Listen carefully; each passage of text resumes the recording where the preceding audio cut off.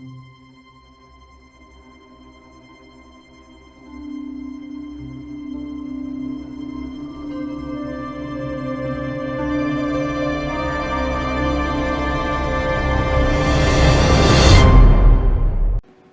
guys, thank you for supporting my channel and my work. Without you, I would be the tree that falls in the woods that nobody hears. In the beginning of the introduction of the video that you're about to watch, I tell everyone that I am a presenter in the 2024 Full Disclosure Now conference that's taking place in Florida this July. I regret to inform everybody that for personal reasons, I had to pull out of that conference. So I apologize for any confusion or inconvenience that may have caused. Have a great day and enjoy the show.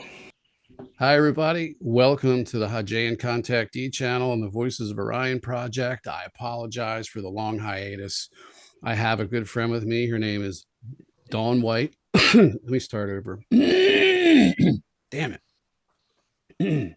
Time, because, you know. Well, I can edit it. So that's oh, thank God. All right. Okay. Hello, everyone. Welcome to the Voices of Orion project and the Hajayan Contactee channel on YouTube and elsewhere. I'm Nathan, and this is my good friend Dawn White, and she's here for one of the first podcasts that we're going to be doing before the big conference coming up. And I'm going to be a guest presenter at the Full Disclosure Now conference in Florida, so I hope to see you all there. I'm going to be talking about the Project Ibis Spiritual Deception and Escaping the Matrix. And I've got the perfect guest for that.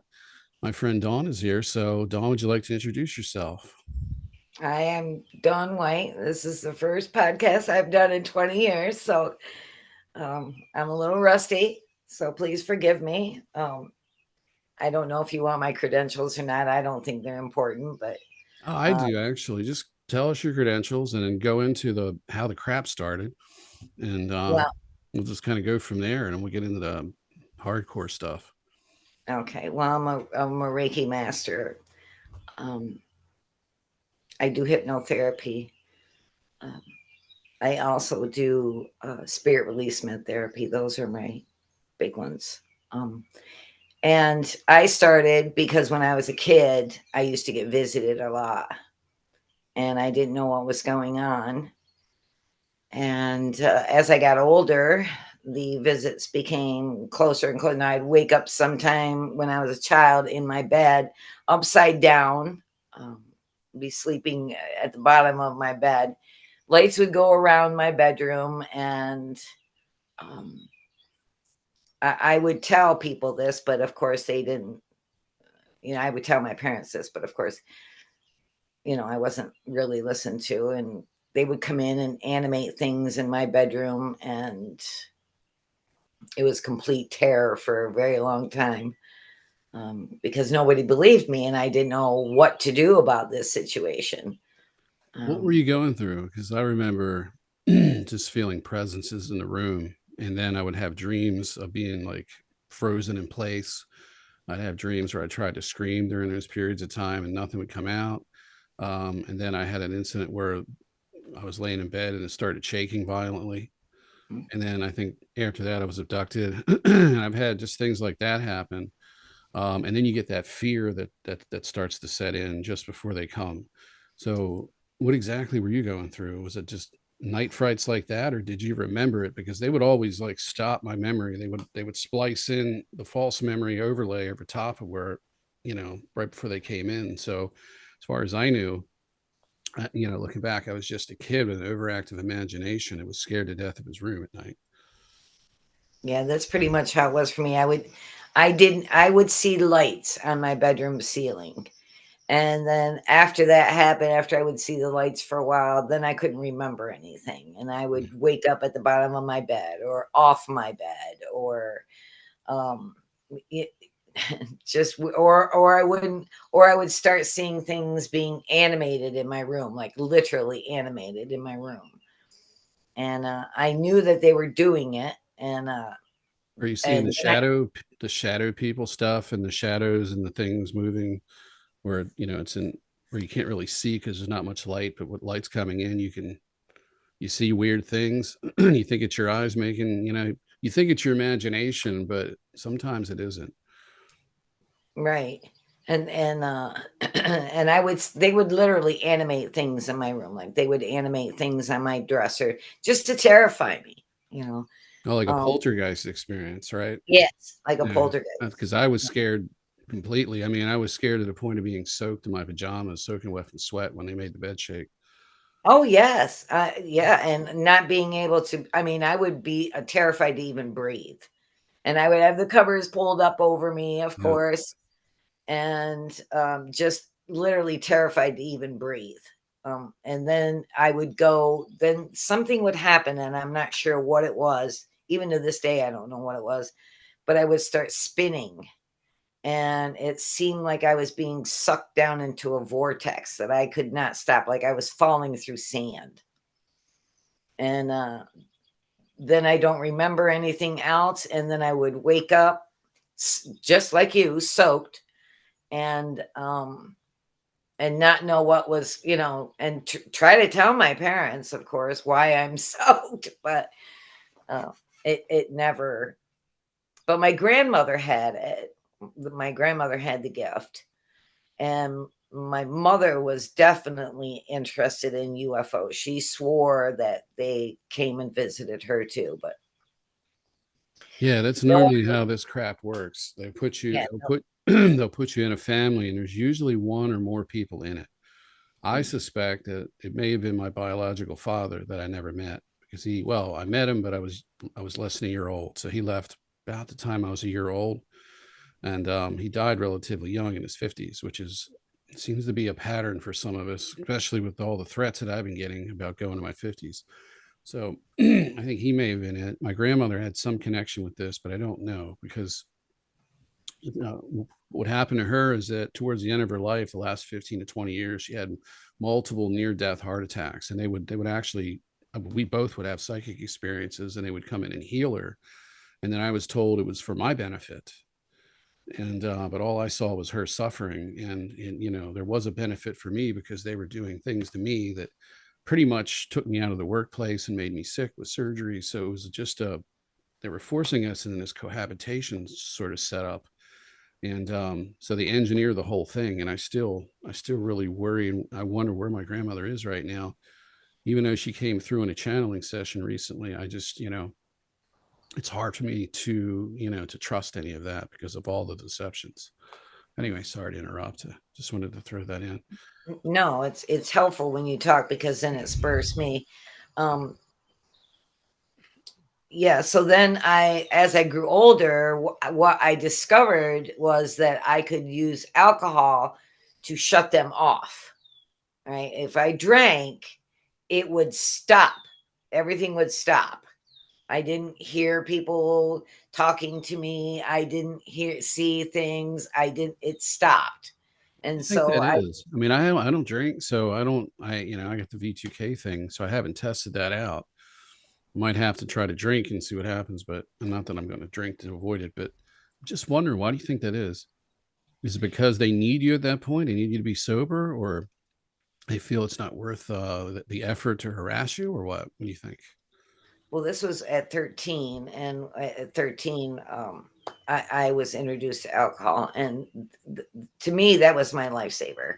And then at 32, I got stone cold sober, and it started all over again. Oh, so they left you alone for that period of time.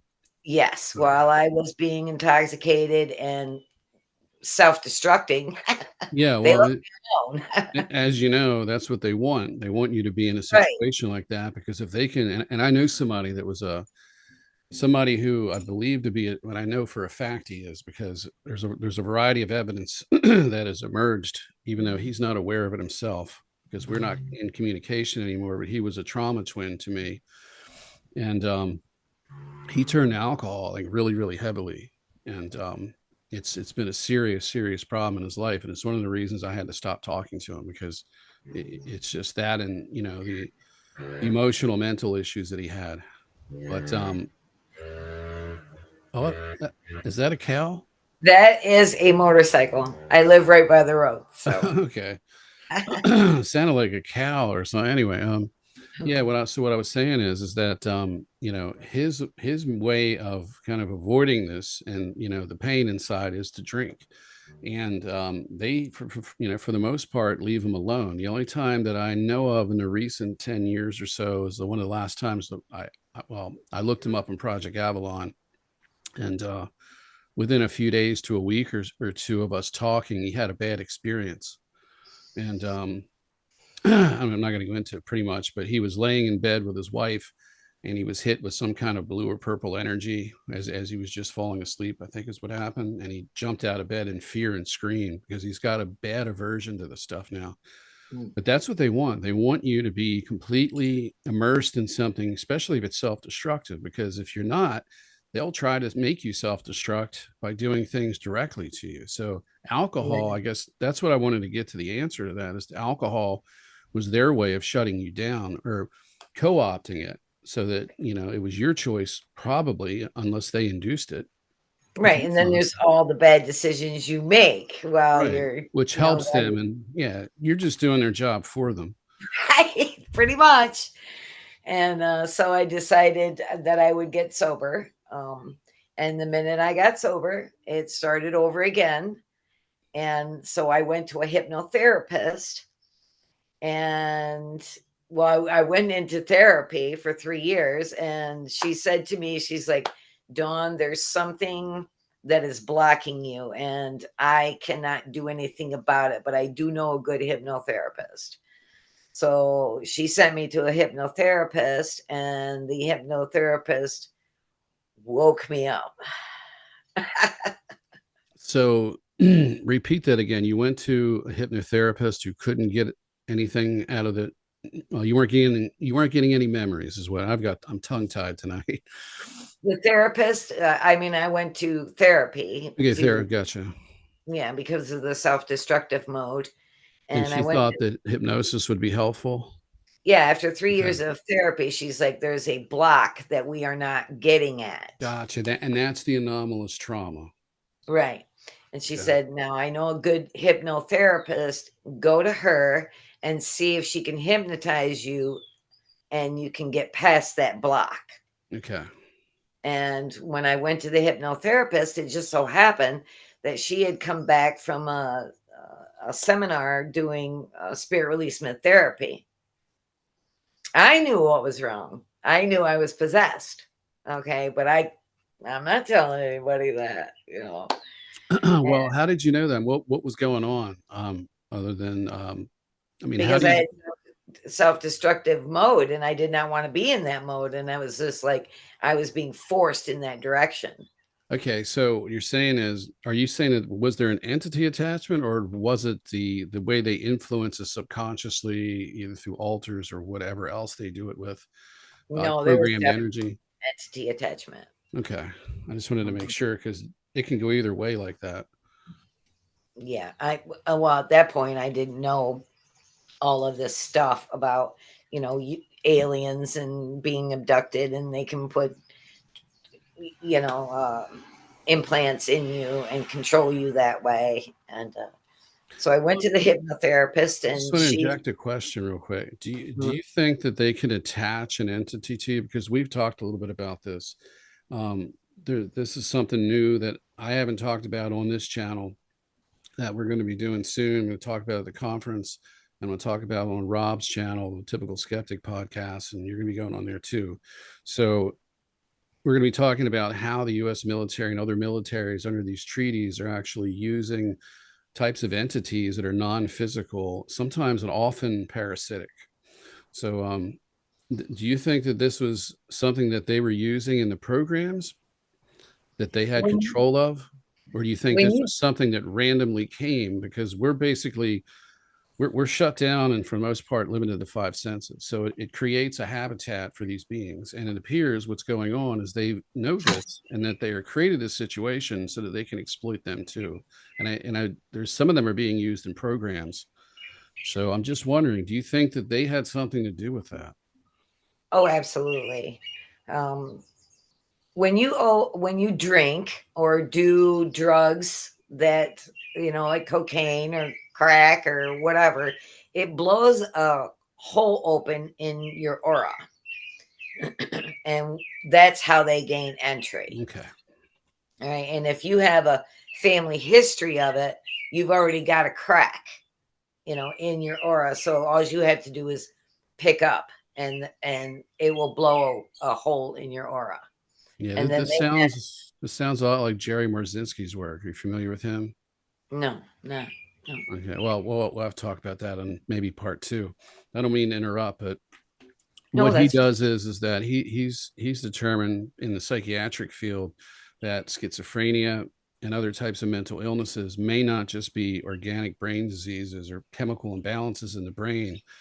What they may be is it could be a chemical imbalance, and likely is to some degree, but it's opening someone up to these infestations. And what he's found is like all of the voices that people are hearing that tell them to do terrible things are all saying almost identical things, and the patterns are all there. So it's right. clearly it's a negative extraterrestrial system, whether it be beings coming in or AI, one or the other. It's probably a combination of the two. And if what I have seen, I think it is. I'm sorry. Carry No, on. well, this was 40 years ago. So, All right, we didn't know. yeah, so there wasn't a lot of talk about this, and there wasn't a lot of knowledge about this. Right. Um, and then I became a spirit releasement. I went to the hypnotherapist. She removed the entities after it took about 3 years of constant hypnotherapy, because they had just piled on me. Uh, because of the abilities that I came in with. And I didn't even know I came in with these abilities. I discovered them over the years. And then the real kicker was when I became the spirit releasement therapist. I would do people and I would remove entities, but there was one in particular that was just that really put a big red target on my back. Yeah. Yeah. I mean, I'd gotten harassed before, from entities, and I knew that was typical, and I expected it, actually. But when I removed a succubus and actually turned her into space dust, that drew the big red target on my back. And then the targeting became incredible, mind blowing. Okay. I Well, couldn't there's believe they were going through so much trouble. now that's obviously we've already talked. So this is clearly, the government and of course spiritual psychic attacks, correct? Or we could say the military or these secret programs. This was the whole 9 yards. Right. That's Well, I why think it always is. I'm like, wow, you guys, I don't understand why I'm getting all this attention, but it was flash mobs. It was, I was being recorded. I was being stalked. The whole 9 yard paranormal activity into my home. It was just the whole 9 yards. They just spared no expense. And Yeah, it's the whole and package. it, You're it, getting the whole it really package, dude. was. I just want to make a point real quick for people who don't understand. Um, People who are psychic, okay, if you look in society, when I was a child growing up, I wanted to know why, because I would have experiences and I wanted to know why the population wasn't psychic. I knew something was wrong. And I looked around and I saw that only a tiny percentage of the population was psychic. And the ones that were couldn't really use these abilities to their full extent. They seemed like somebody else had control. There was guides, spirit guides, and things like that to hinder things. It was kind of like a North Korean mentorship type of thing is what I was looking at, even though I didn't know what that was at the time as a child. But I could see there was a problem, and I could see that society didn't believe in psychic ability. It was more of an entertainment, infotainment type thing. Some people did, but most people don't. It conflicts with religion and so forth. But the main reason that you don't see these types of phenomena truly documented is because there's a significant, a very serious global agenda that sees all of us as a threat to national security.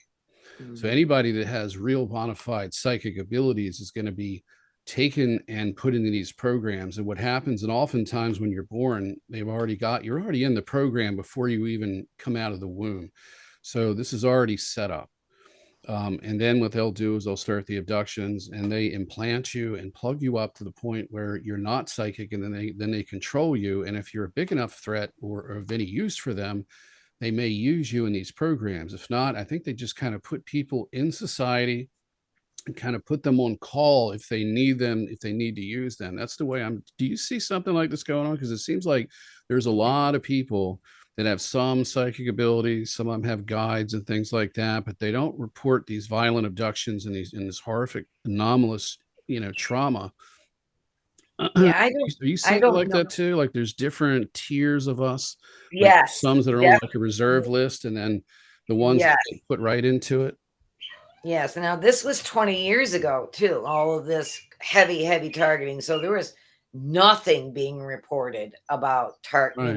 So being what the hell did you think was going on? I mean, you got people stalking you and things like that. So what were you thinking? I didn't know what to think. That's why I was like, why are you doing this? I mean, I knew it was paranormal. I Yeah. knew that it was because I got rid of that succubus. I'm not stupid. I know that when you get rid of a succubus at 20 years ago, that was pretty heavy duty stuff.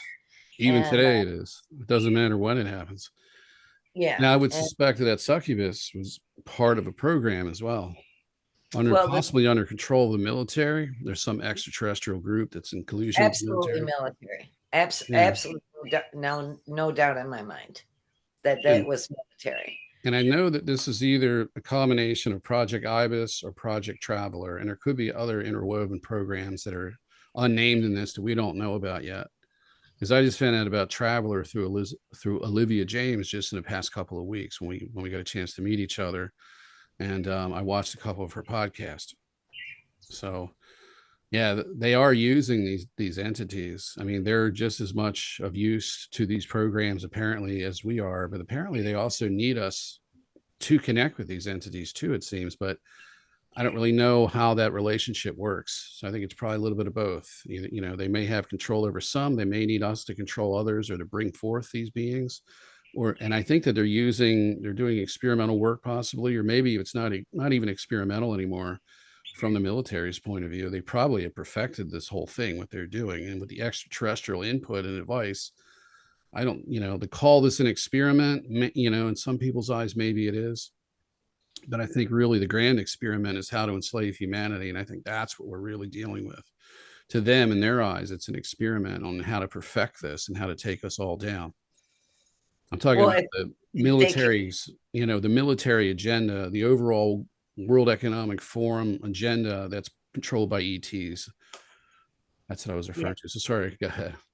because if they can control us, the ones that have hyper intuition, then they can control anyone. Exactly. And I mean, and I'd gone to other shamans and asked them how to remove a succubus, and they told me, every one of them, do not get involved, do not do this, and I asked them why, and they're like, just don't.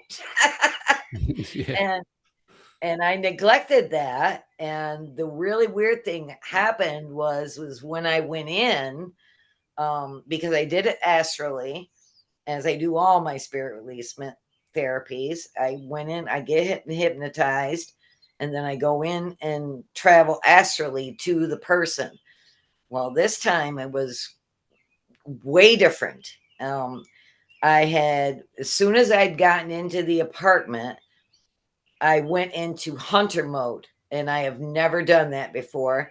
And all of a sudden, a piece of me broke off, and I was no longer Dawn.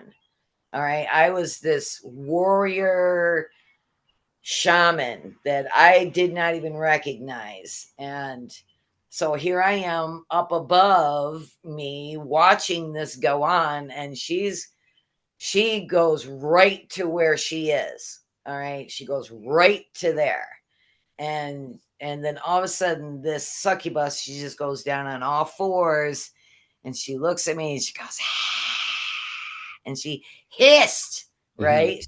She hissed, and I was, and all the shaman warrior did was go like, "You are warned," and then my eyes turned completely white, and my mouth turned into a circle, and white light shot out of my eyes and out of my mouth and hit her. And when it did, she imploded and then she exploded into space dust. She just literally went into space dust. And here I am up here, like, what just happened? Because I had never done that before. I'd never done that before. You know, I'd always talk to entities and you got to leave and blah, blah, blah. And they would. And, you know, I would send them off on their way. But this one was totally different. A part of me just pushed a part of me out and said, this is how you got to deal with this. And then after that, after I did that, that's when the heavy duty targeting started. And this man that I had done was already targeted, and I did not know that. He was already targeted, and I don't think he knew either. He was the one that So, had the succubus attachment, right? yes, he was the Yeah. one, and he had like 5 or 6 different people come in and try to remove this entity, and they finally called me because I specialized in removing big entities. That was my niche. I just wasn't afraid, and so they called me in, and I removed it, and I did not have any idea that he was already targeted, and I think that drew a lot of attention to me when I got rid of their program. That's, I'm assuming she was a program for him. Yeah, an asset to it. Well, he's in a program and she's a program asset. Right. Do you think you completely destroyed her? Because usually I don't believe that consciousness can be destroyed, but she can definitely be busted up pretty good to where she doesn't come back. What happens is when she's turned into space dust, she goes back into the continuum, and then she will be recycled, and she will have no memories, none, zero.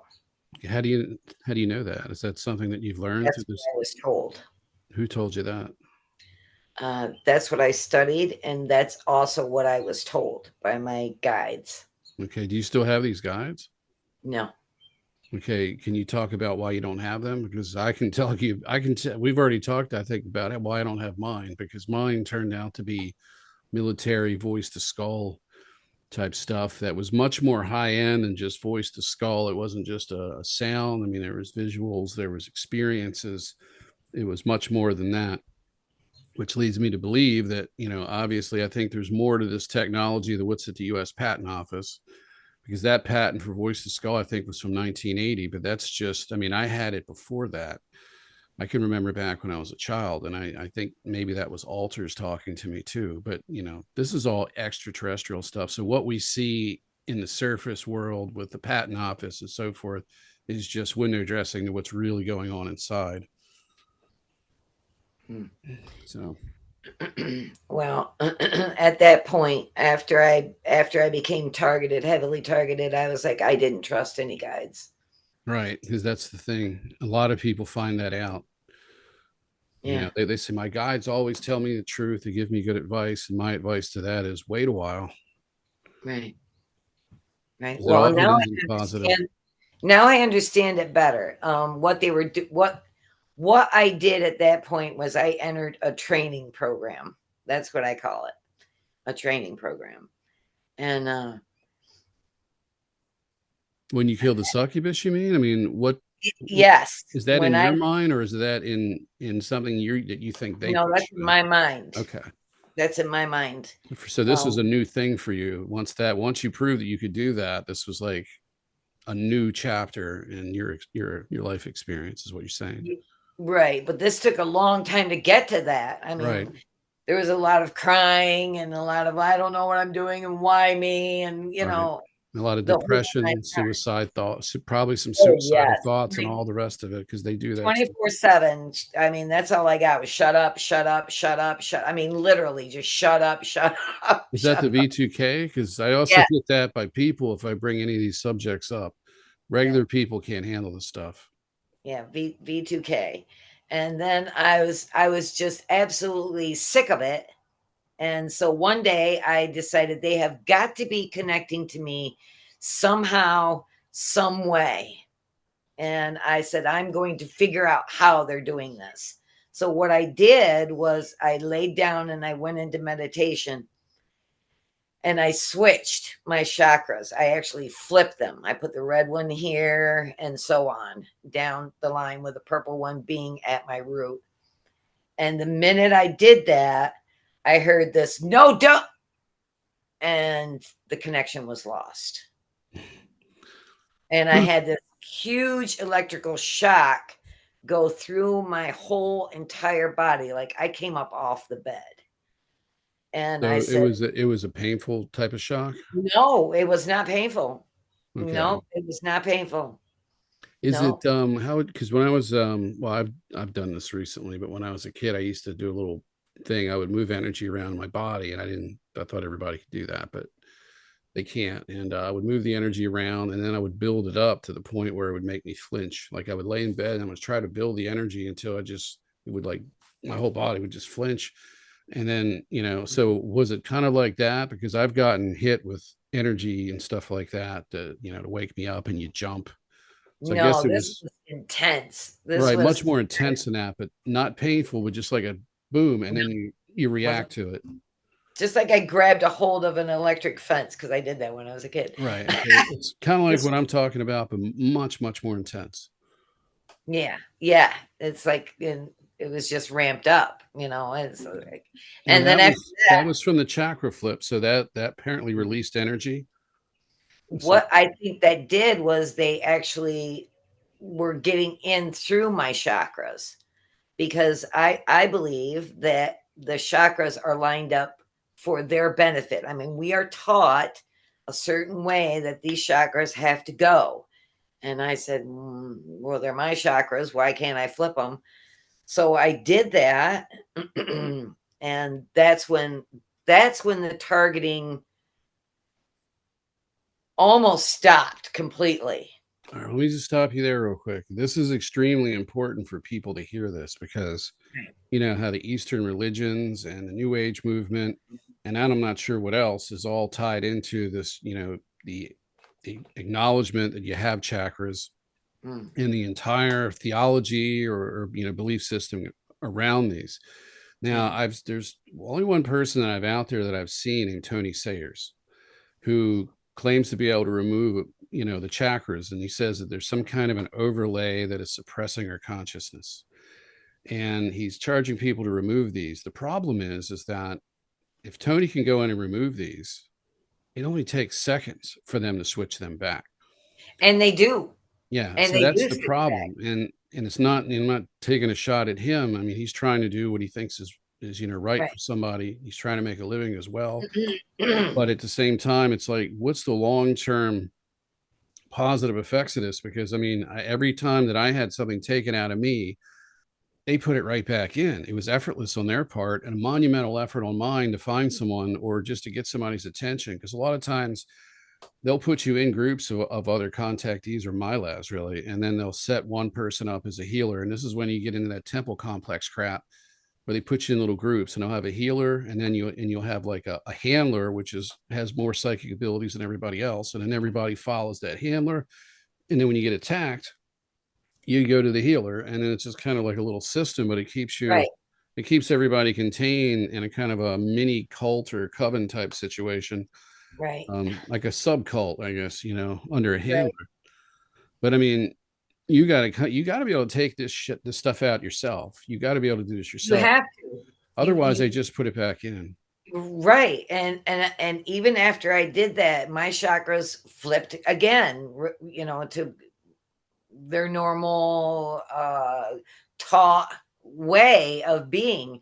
And I would go and I would flip them again. And I just kept it was amazing to me that they would not stay flipped, so There may be and some kind of implant that they put in you, in your energy body, that they can access. And then they build a theology around it so that you become acquainted with it and it's like a normal.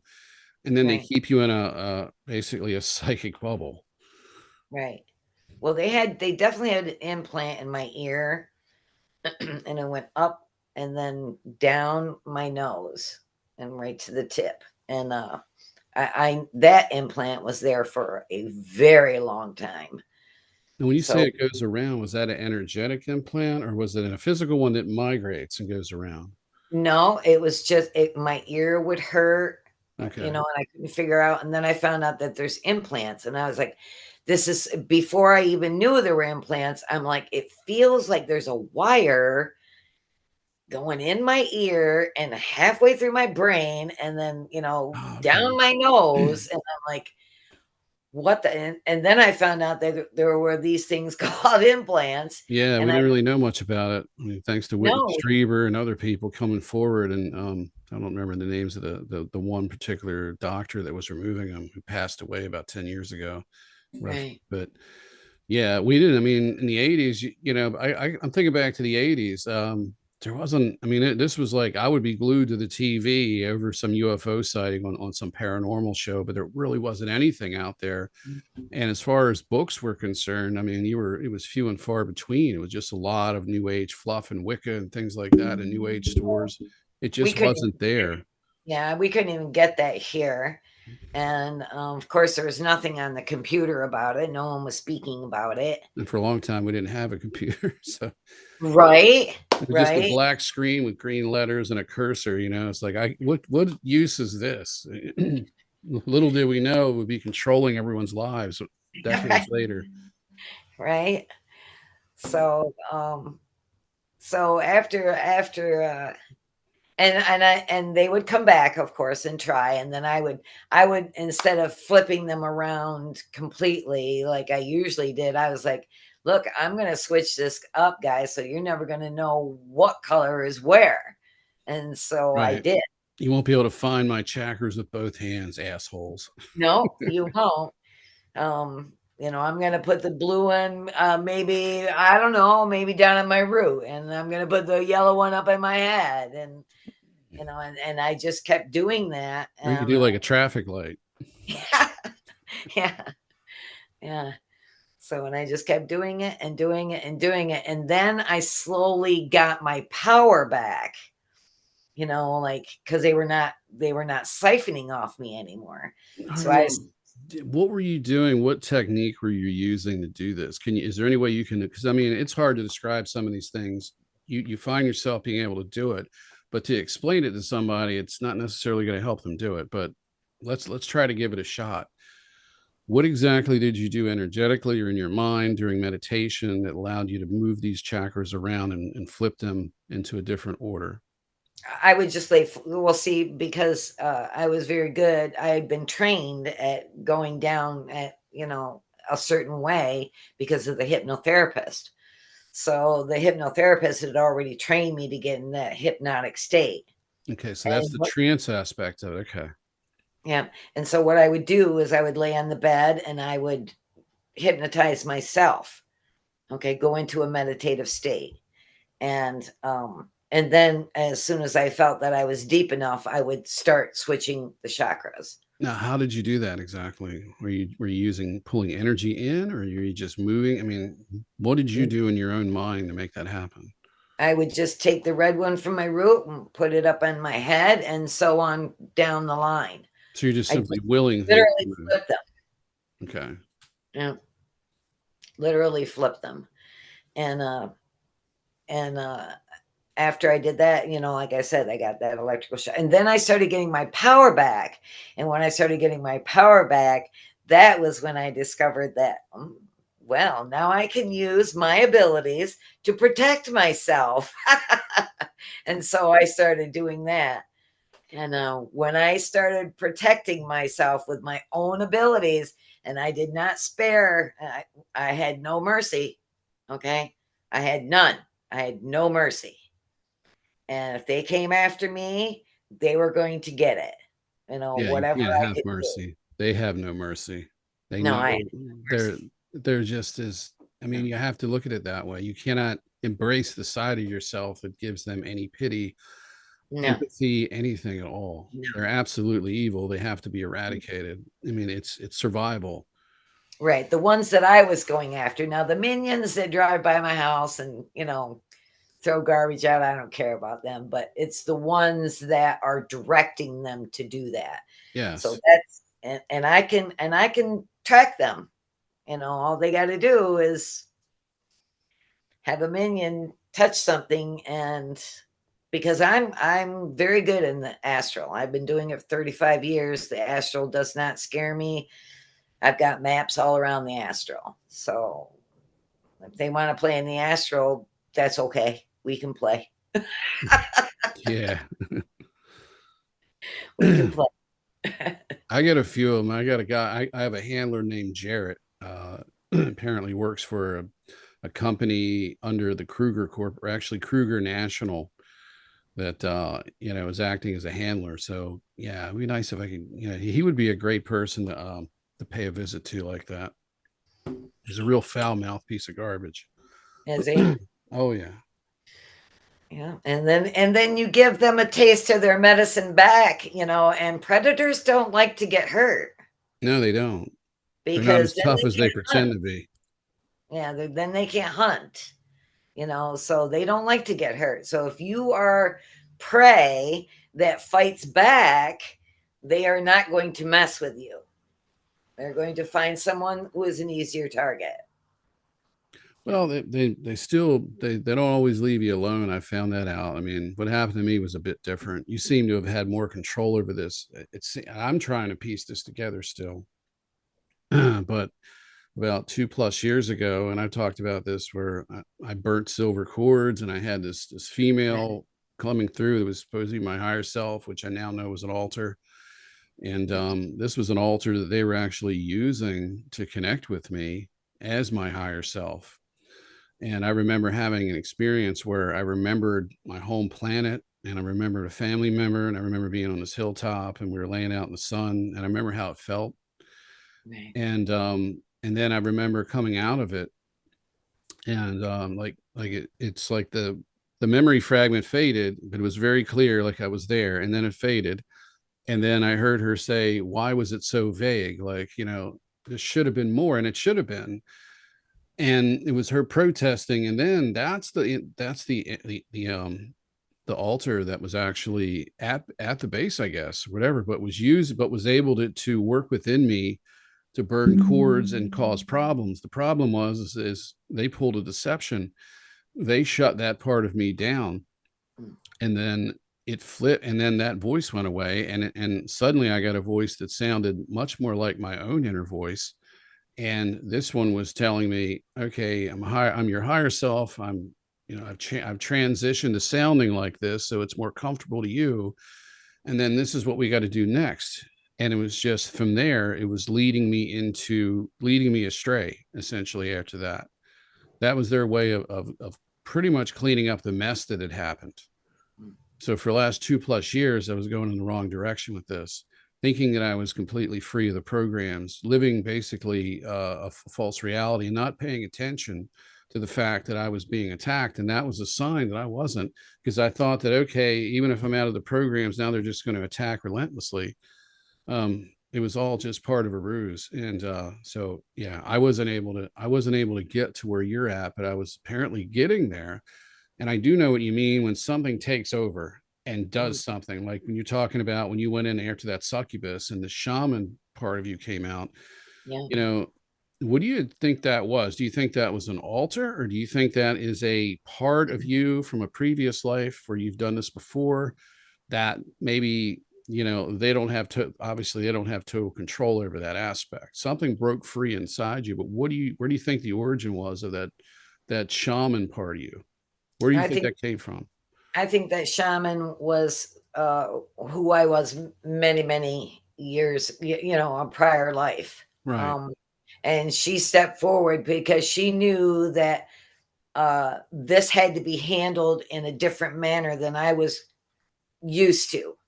Hmm. And she's like, if you're gonna die in here if I don't take over. So I think Right. she came in because I didn't feel anything bad from her at all. I did not feel. I just knew that she was going to kick that succubus's ass, and that's all I knew. Yeah, and then you had the experience kind of through her as she did it. You were experiencing it, like co-experiencing it. Yes, And then it feels like an extension of yourself from that point, but you still yes. question it because you have to question everything. So yeah, I I know how that is. I didn't question it. I thought it was very odd that a piece of me would bring. Well, see, this is a thing too. I'm used to traveling the astral, and I've seen many aspects of myself. Like, we are not just in this timeline. I've seen thousands of me. Right. So I know I just pulled someone that has that experience that I could not do it. And she just came forward and performed that because I was determined. I mean, I had been warned by other shamans, but I was determined because I was a little cocky. you know, Cocky in a really good way. yeah, a little cocky, and thought, if I had a dime for everybody said don't do that, I'd be a rich woman. But so Even with the Biden inflation, yeah, right, right. that dime's worth a penny now. So you're gonna have to have a lot of pennies. So I just had no fear because I was fiercely protected, fiercely protected. Anything that I came up about a ghost or, but the succubus was in a different level. And like I said, I had been warned, don't go near that. And I blew it off. Okay, let's what do you okay, we've talked about this before. And what do you think? So I want you to address the audience here. What do you think a succubus is, and what are they? How would you describe it?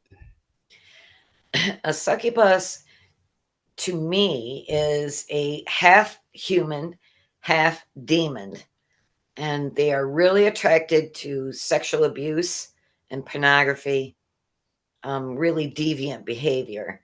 Um, they really like that though, and they love to love bite. All right, that's their like Oh big yeah. thing. Love bite is like one of their big things. They come in and Eve Lorgan was the first one that I had ever heard of that came out with that, and she described that perfectly. The Mhm. love bite scenario. Yeah. Yeah, you know what I like to do? I like to get Evie to come on and you and maybe get another person. Let's see if she's up to it. And having a discussion about this because I know I've told her about you. I just Eve haven't Lorgan really. saved my life. Oh, She so you doesn't already know know her, it. right? She Well, doesn't know it, but I have did. you met Evie? I forgot if you said you met. I don't think you have, right? No, I've never met. I Yeah. contacted her, all right, and I also contacted James Bartley, but for some reason, mm, you know what I mean? Like, I was not allowed. Yeah, Yeah, well, James is extremely busy. He's hard to get a hold of for me, and I've done podcasts with him. I still haven't been on the Cosmic Switchboard yet and talked about it. So I guess he's saving me for later. But right. but he and I are fine. I mean, he sent me a really, really wonderful. Actually, last time we did a podcast, which was I don't know, maybe 2 months ago, I think he sent me a really lovely message on Facebook and just told me that he really appreciated and admired what I was doing and just said that, keep up the good work and, to give Evie some love for him. And of course I sent her a heart emoji and stuff. And this is from James and me and everybody else who cares about you. But even that we really haven't touched base yet. It's probably going to happen later. It's just a matter of kind of like getting it's just a lot because I mean he's a really busy guy and I just got back into this. And prior to that I've been sick. They've I've already told you about that. They've made me sick since December. So Yeah. I'm climbing back out of that now. So it's just our lives are all over the place. So it isn't Mhm. always it isn't always them, but really it is no Oh, matter what. it was them It concerning. is, yeah. It It's was them for sure. but it isn't They James Bartley. I can put it that way. It's them, and it's things that happen in our lives. Just kind of, if somebody doesn't like, for example, I could be contacted by 10 people, and maybe three of them really had something incredible to tell me. I may not even get to them. It's just the way it is. Mhm. Yeah, but So if there's people out there, I apologize because my life is not what I want it to be, and it's hard for me to make time to do things, and I'm sick a lot.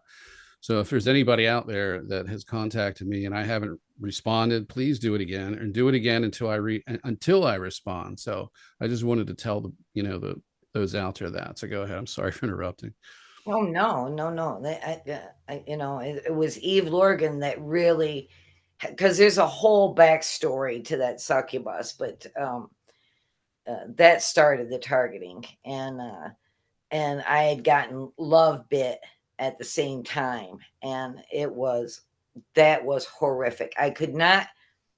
I never experienced anything like that in my life. I was like, I don't even know this man. Why am I so bound and determined to protect him? I couldn't figure it out. I mean, I would protect him with my own life, and I'm just not like that. I'm just not like that. Yeah, I've never recovered from any of those. I've had three of them. I would say excuse me, I can say honestly, I probably recovered from the first one because I now recognize that being not to be who it was supposed to be. Right. But the other two were people, and I cry every day about this. Oh, well, it's just sad. I mean, it really is just sad. I mean, that love, I thank God for Eve Lorgan because she really explained it in detail. And I was like, oh, okay. But it doesn't take away The pain. the pain, the emotional pain, and the still the gravity. You know what I mean? Like you're just gravitated toward, and you don't know why. Now it has lessened severely. Uh, um, I don't feel attached like that anymore. Did you get reciprocation from the other person? No, That's when no, it's really bad. I know, I had right? 5 years of post-traumatic stress disorder over that. And I'm married. I'm not looking for anything. All I was simply trying to do was manage the experience. I saw it as a past life connection that was so overwhelmingly painful that Right. it had to be dealt with in an appropriate way. And I couldn't get the other person to do that. And now the second one, the last one, yeah, that kind of worked out that way, but it's still a source of endless pain for me. The second one, I can say that most of the time it doesn't bother me, but it's bothering me right now. It didn't bother me anymore because I did a Not the lot of second, but the last one I was referring to. Sorry, I just had I couldn't get it out. It was just right. it wells up and then it I takes over my understand. throat chakra or whatever. I can't speak. No, Mm, sorry. nope, I get it. I do. I really do. I wish I didn't, but I do. Yeah. So what do you think? What do you think that actually was? I mean, there's always. Oh, let me ask you this. We'll start from the surface of this. This is hypothetical, not hypothetical, rhetorical.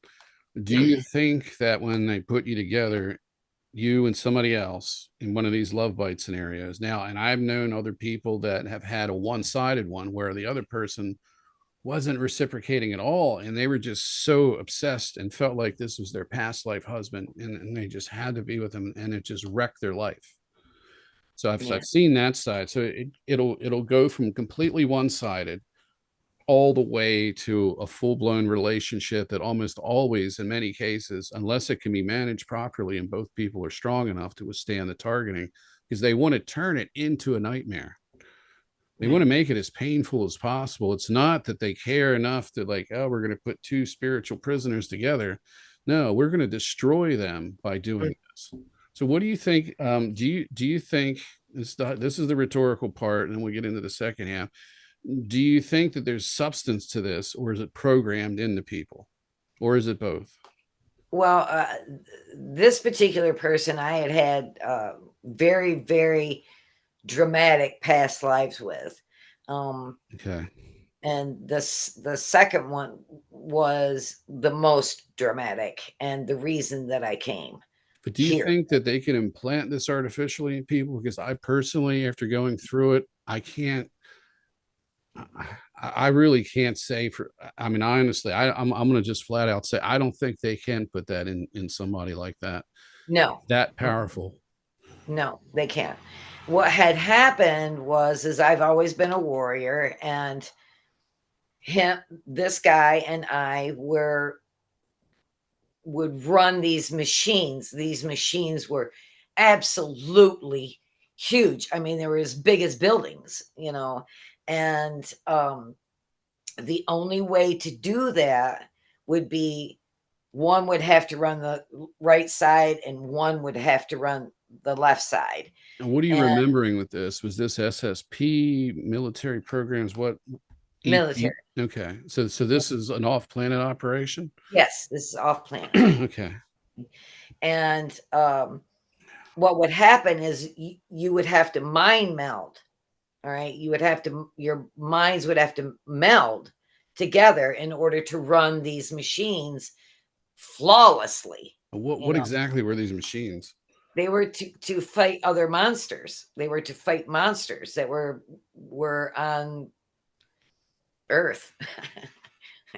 They were on Earth a long time ago. And so we would get in these machines and we were the best. We were the best. Our minds happened to go together just perfect. Was this in this timeline, or was it another one?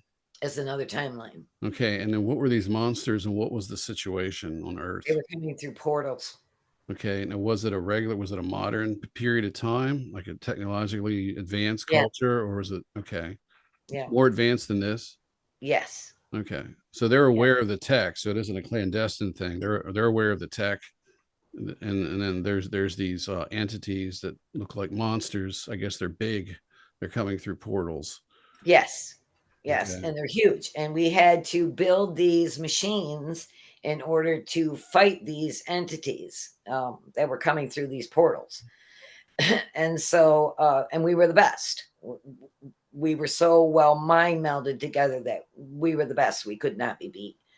And so what happened is we went into another mission, and during that mission, we failed and we got caught.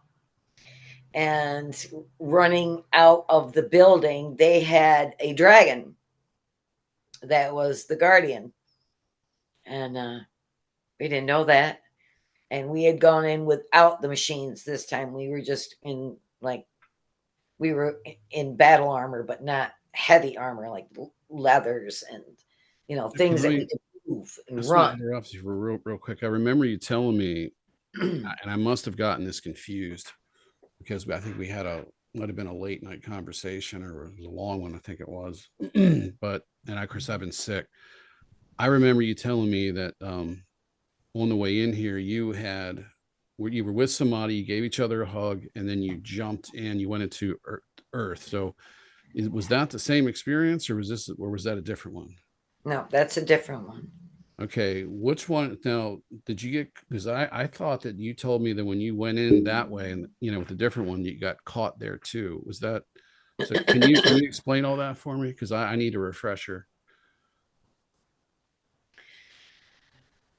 Okay, so I'll just finish this story and sorry then we'll about that. Go that ahead. one. I'm sorry. I'll be more helpful in keeping you on topic because I can lose myself. So I interrupt too much, but go ahead. So we went in to do this. Mission and we failed. And what had happened is they let loose the dragon and I ran into the thicket. All right. It was very, very thick thicket. It was probably 8 foot tall. And the other members just ran. They just ran. And I just stayed in the thicket and I was looking at the dragon and all of a sudden it saw me. you know, and I just like screamed, run.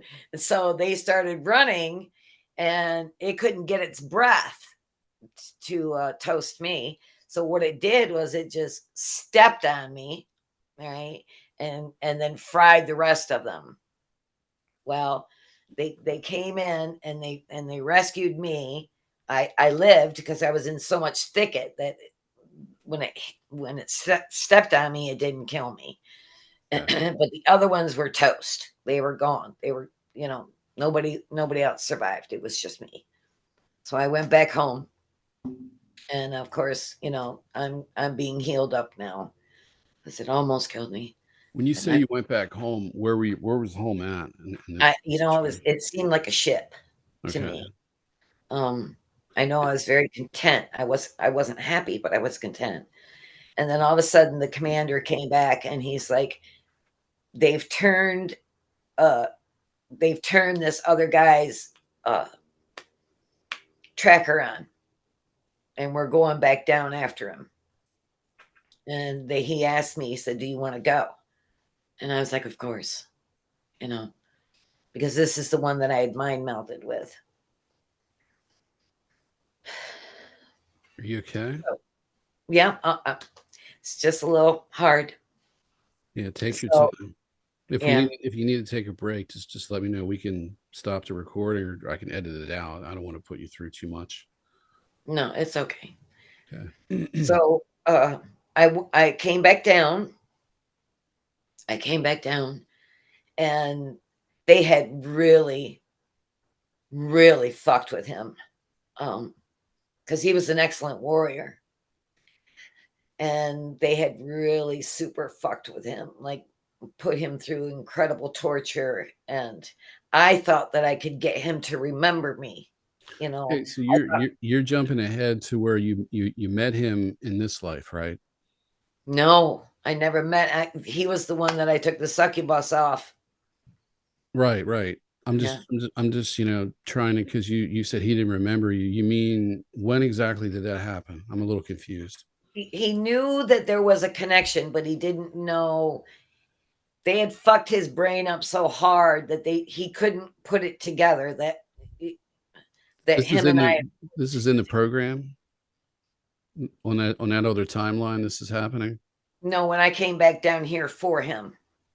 Okay. Okay, okay. So, all right, now I understand. So, just to help you explain this, and I know you're getting very emotional on how that is. Just take a few deep breaths Hey.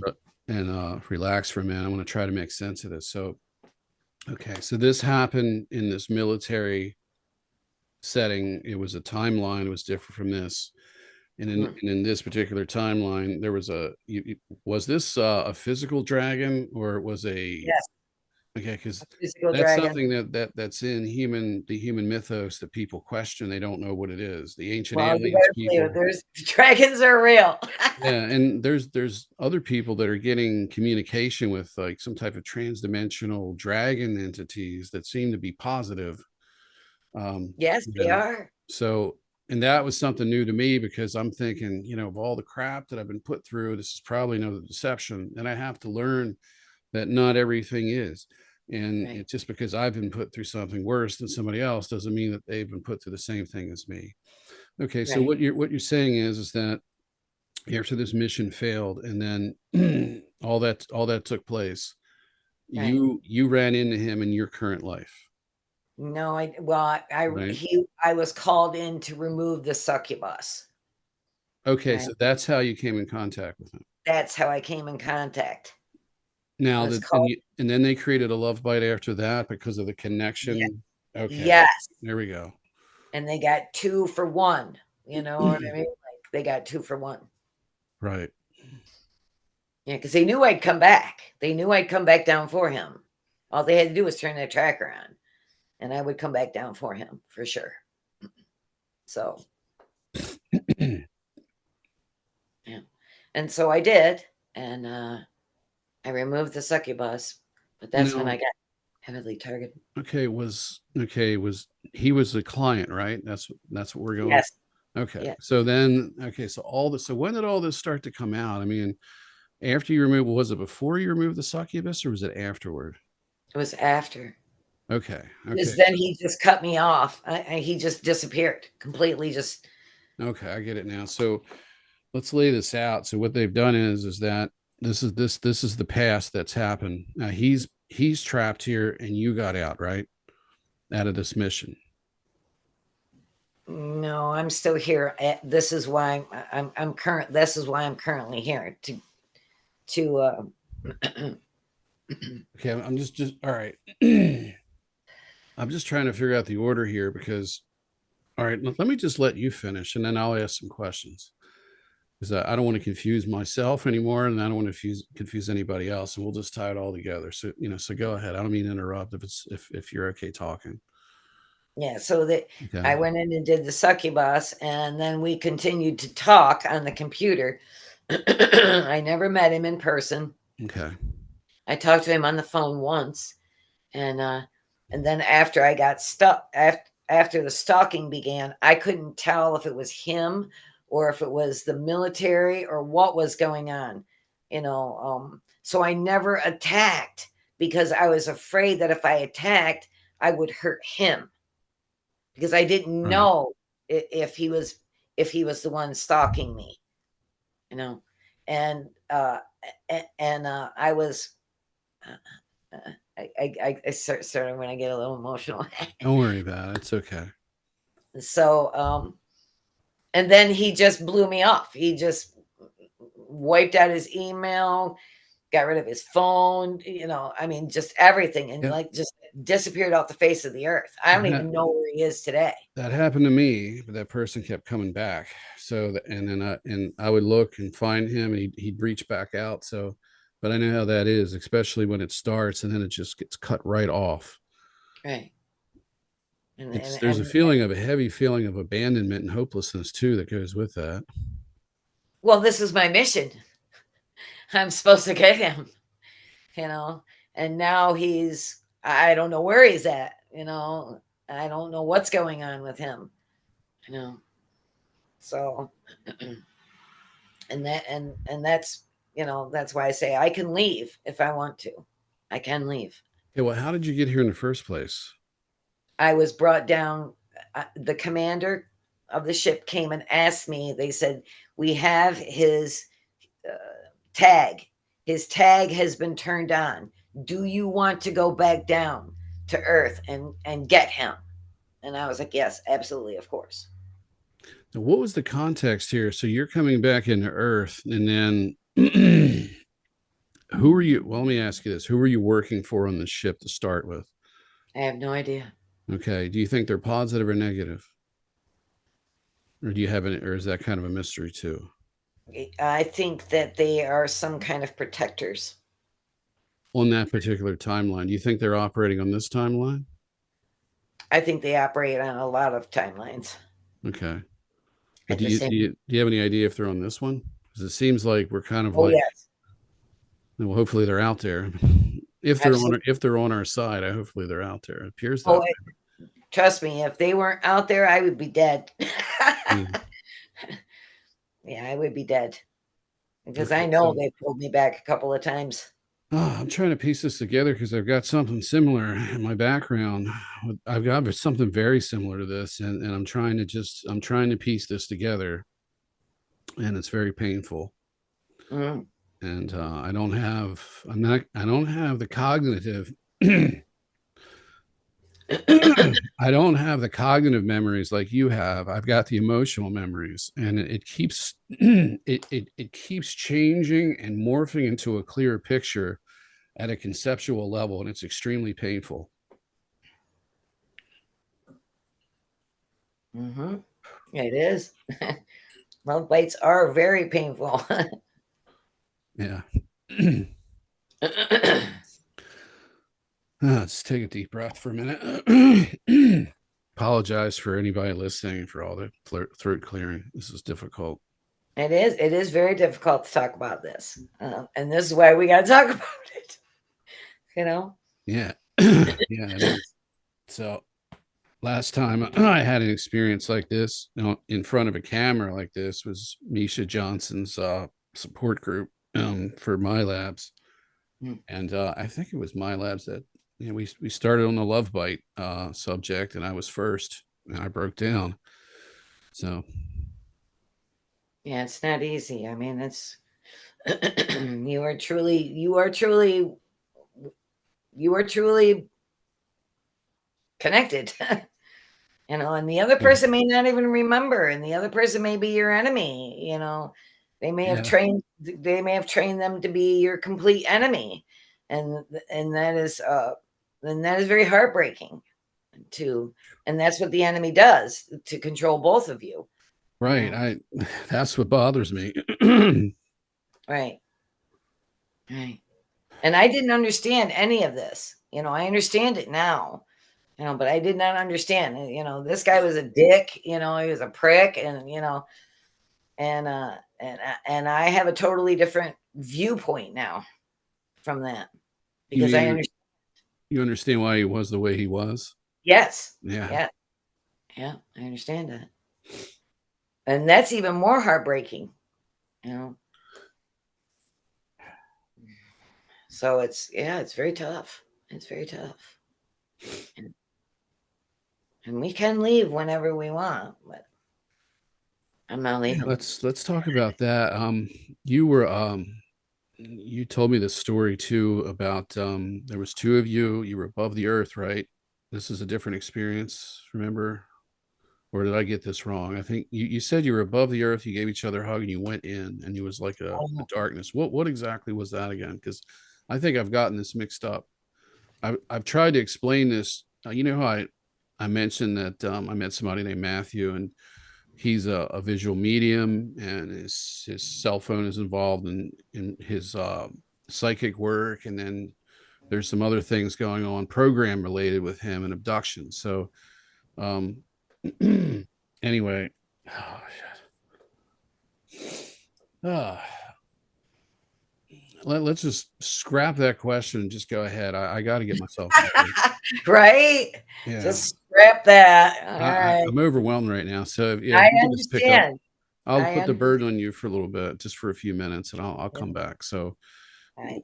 where do you want to go from? Oh yeah, I was asking you about that one experience. I'm sorry Yeah. for everybody listening. This when you get when you start dealing with this and you get not just all the pain inside, you've also got the psychic mental harassment that takes place where they make you blank out, and that's something that they've been hitting me with lately. So I've been trying to figure out ways to circumvent it and prevent it. But anyway, yeah, that particular description of what happened with that other person, can you tell me what that was? That was this timeline. Okay. Uh it, it, it it's hard to explain timelines. Um like you come in you're split in so many different ways, Right. so you might be living one life over here and then I live a double life, no doubt about it. I do, you know right now, currently, I live a double life. And Yeah, we all most do in this community. Yeah, right, nobody knows about this, what I've been, but anyway, that was the human part of Dawn, not the warrior part. All Hmm. right. When I came in, I had embraced this. I was standing at the edge. I remember it, standing at the edge, and I was terrified to come here. I was like, I've got to be crazy to come here. Now, You know? was And this after all this other stuff happened in this other timeline, right? this Or came out in the hypnotherapy.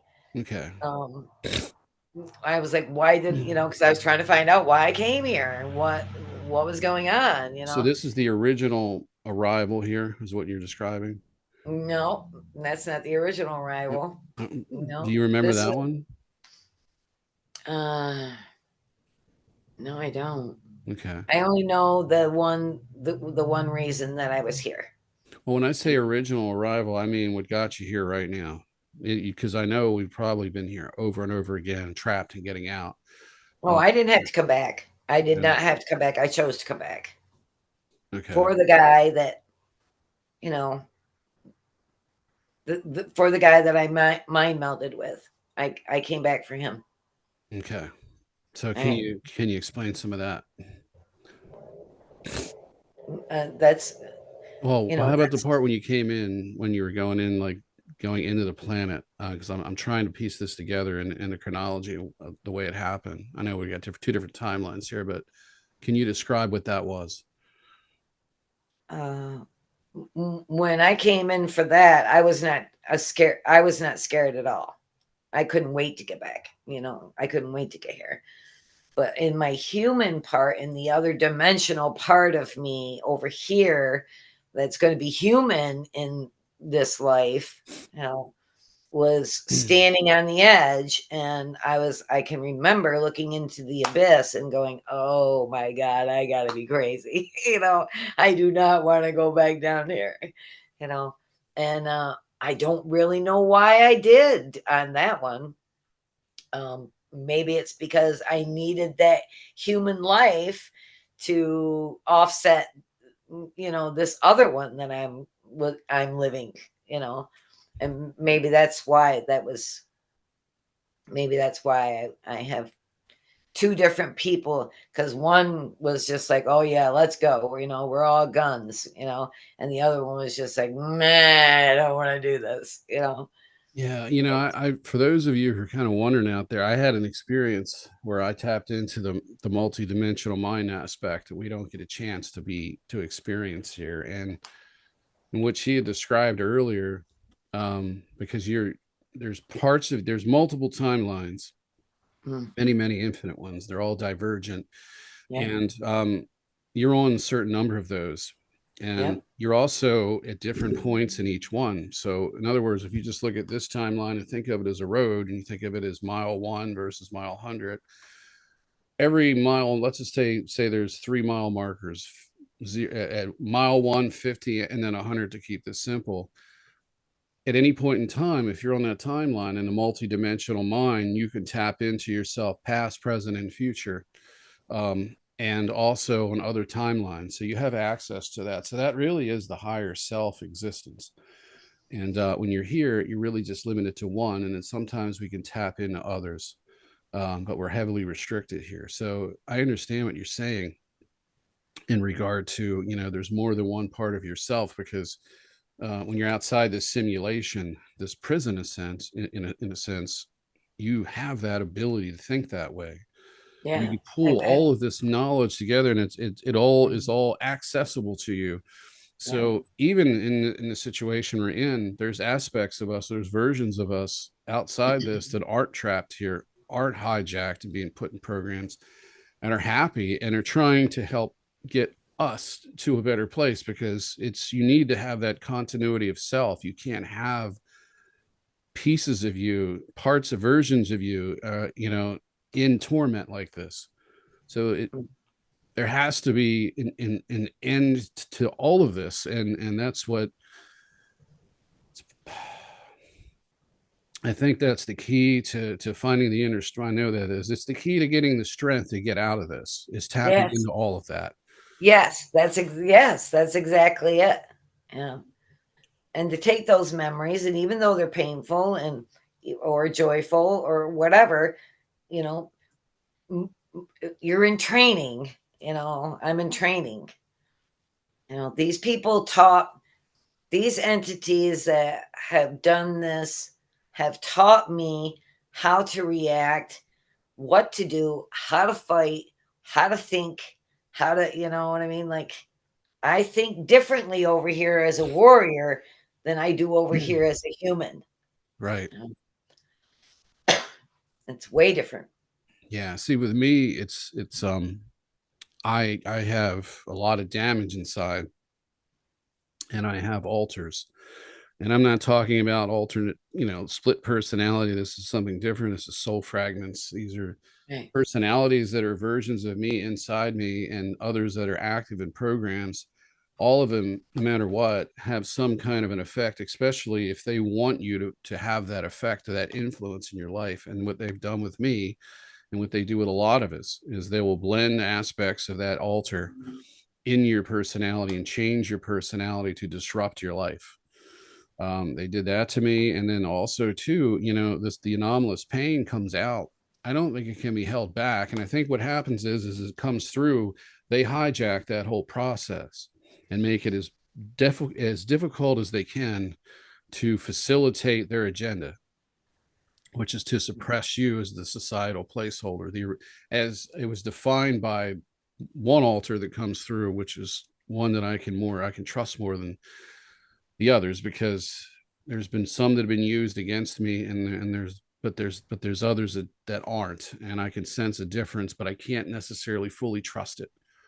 So they're referring to me as the original self, and the programs have to get you, that original self, to consent. They can't just put you here under amnesia and then grab one of your altars in the programs that are like content with where they're at and say, hey, it's time to renew your agreement with us.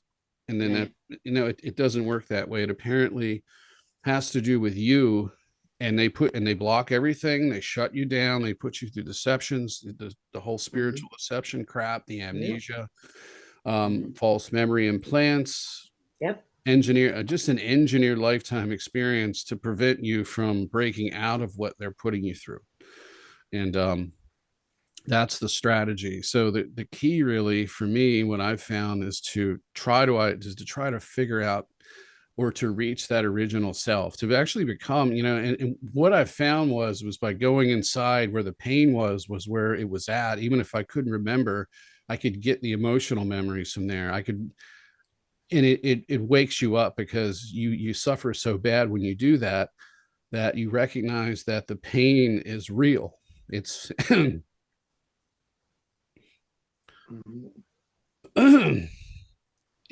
it's real, and it really is like the key to getting into this, because you have to dig through this. The pain is a deterrent for so many people. And I think that's where these spiritual deceptions come in. And they're very effective at that, because they give you an out for that. Just like when you're doing a trauma split and they put you through that process, the splitting is your out, and they coax you to do it. I remember, I just had a memory come through recently where I was in a lab setting, and I was laying on this platform, and it was lit up. It was kind of like a glow. It looked like one of those floors, what they call them. I think it's like a fluoroscopic X-ray machine, where it's a live X-ray. But it looked like I was laying on the screen, because the screen was kind of like it was illuminated. It kind of had a glow to it, like maybe there was a light below a panel and I was laying on or something. But above me was this big apparatus, and I was under it, and I was phasing in and out from being in that experience, where I'm in like a blur, bright light, and pain and suffering, and they're talking to me in my mind and telling me to give them what they want. And then the pain will end. And as that was happening, I could see myself laying in the machine, and I was phasing back and forth. I was having an out of body experience, but that out of body experience was the actual soul fragment split taking place. Apparently obviously induced by the trauma, the coaxing, and then whatever technology that was being applied to me. Right. And that's how they were doing it. And then, of course, what they do is they take that split, and then they program the split. But that was done in a base someplace. I don't know if it was on planet or off planet, but I was a child, and I just remember thinking about it. And just recently, was that when I was abducted, and one of these handler idiots came through and called me stupid, and said that if you think that was if you think that happened during your childhood here, you're wrong. It actually, that was a clone version of me that had already been split, and that they were splitting more off of that one. So they don't need to take they only need to take us once. They don't need to keep taking us. They take us once, and then that fragment can be, it's like propagating a plant. I can take a stem cutting off of a plant and create two plants, and then let that plant live in the backyard in society. And then on the other side, I've got a plant growing inside that I can continuously clone off of and use it for whatever I want to use it for. Yeah. And it's like soul farming. Right. but there is a way out of that. You can stop that. That's what we need to talk about next. So I think Yeah, that'll brighten this up a little bit. you Okay, can stop. you said you can leave. Now they tell me that I'm their prisoner. I can't leave. I tell them that I know that I can get out of here because I wouldn't have come here if I couldn't get out of here. Right. And they tell me, like, I've heard, well, your people abandoned you. They abandoned you, and you need to just work for us because you're ours now. You're part of us. Right. And I'd rather die and not exist to be part of that. Well, of course they're going to tell you that because they want you to stay here because Right. you're big time loosh. You're That, big and you're time. being used for as a for you're being weaponized besides for being fed off of. Yeah. So, of course they want you to stay here, and of course they want control over you. You know, if they can control you, they can control 99% of the population, which they're already doing. Yeah, the others are easier. Yes, right. So if they learn how to control us to perfection, then the other 99 will not be a problem at all for them. You know. Yeah, I guess that's how they see this as an experiment. They'll never get to control everybody completely, but they just keep at it and trying to refine it and refine it and refine it. Right. Every circumstance, every planet, every group of people is different. All the dynamics could be different, but they're still similar. So you have to tweak things. So what works in Right. this society may not work in another. And because we have imaginations and creativity, we're very unpredictable. And what they're Right. trying to do is narrow it down. They're trying to narrow down our predictability and our imagination, you know. Which And is what the targeting ultimately sometimes does. It drains right, that creativity out of you. absolutely. It just takes it away from you to the point where you're just existing. Yep. Yep. That's what they want. But they can't ever kill it. And that's what they're trying to perfect. Like they want it for themselves. They want to be able to do that for themselves. They're just incredibly jealous. That's what that is.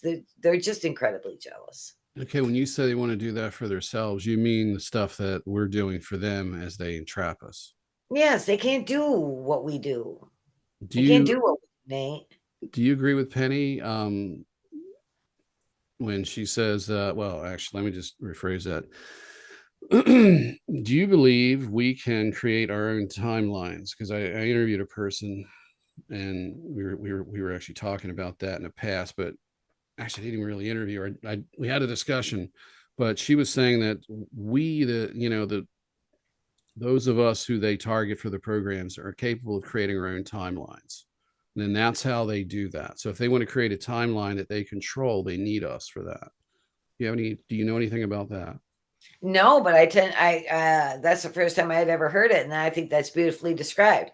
You Yeah. know, I think that's that one of that the things they can't do. right. And if they can get us to go, to agree to their timeline, then that's what happens. You know, it's weird. It's like the abuser. The abuser wants to subjugate his victim, but he doesn't want to either, because then there's no gain. Mm-hmm.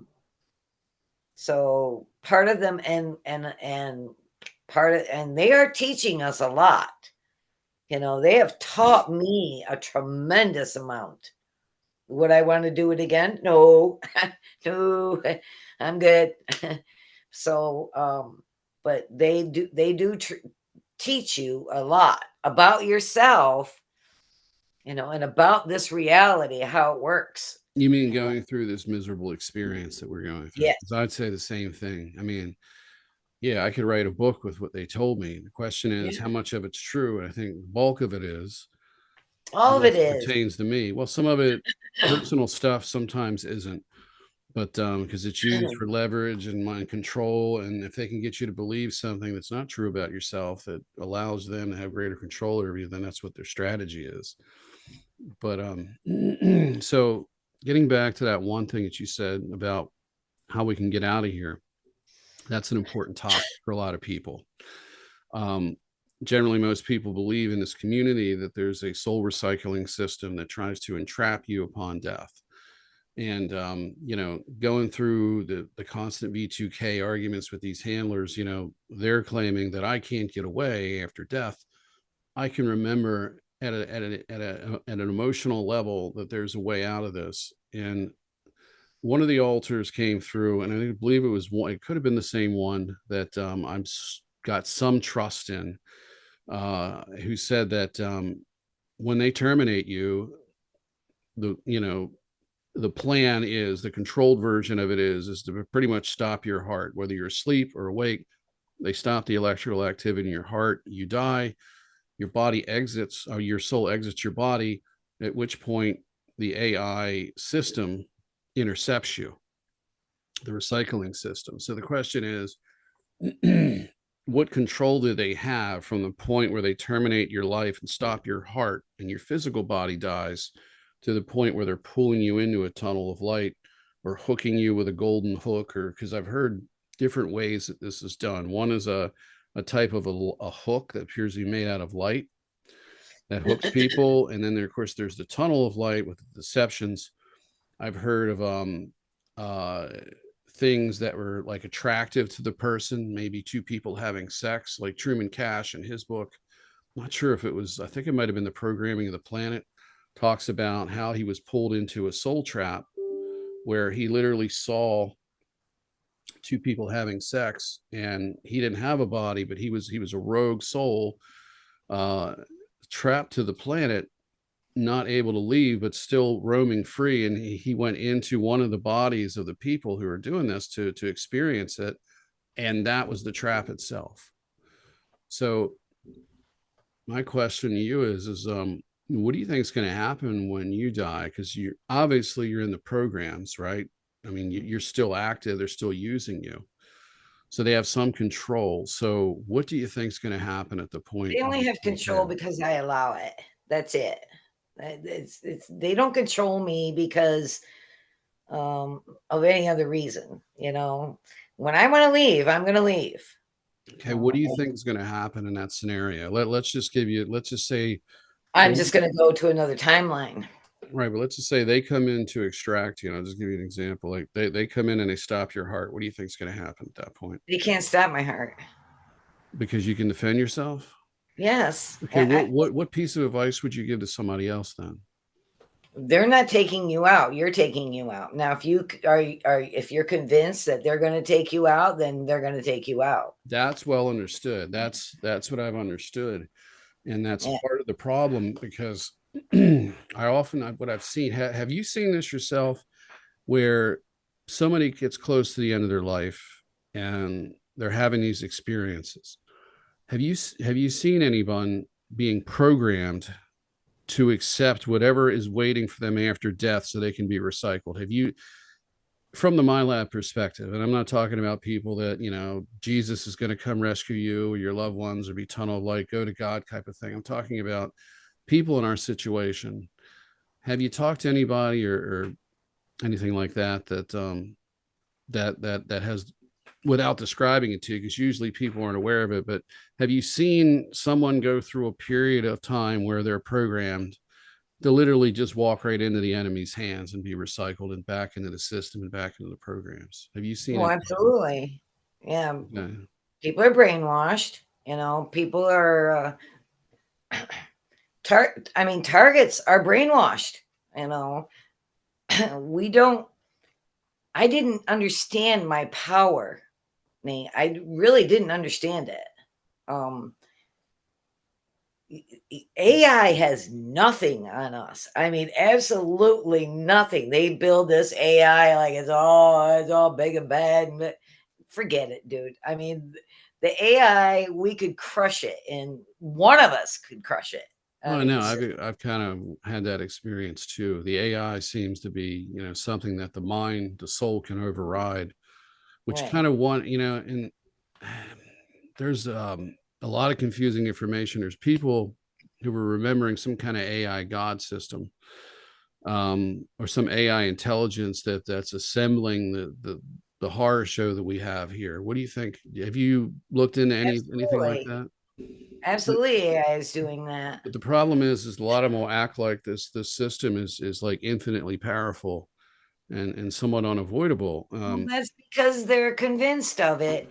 It's like Christ, you know what I mean? Like the storyline of Christ. If you believe that Christ is going to come and get you, then that's what's going to happen.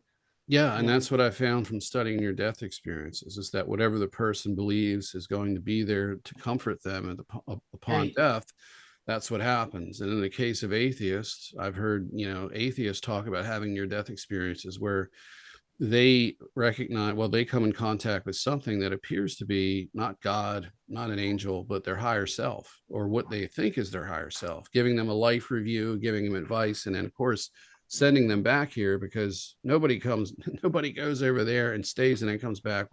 It has to kind of like be like a quick U-turn, because your body's dying. So there's an example there. I mean, you see what you think you're supposed to see, and that's why, I mean, it's Right. like, I was, when I was a kid and I was watching these programs, I'm thinking, okay, I got all these religions. So what's going to happen when a Muslim sees Jesus, or a Christian sees Allah, or some other Hindu god, and it's just like, what do they segregate heaven? They put all the believers in there. Okay, you're the Christian section, Muslim section, Jew section, Hindu section, on you go.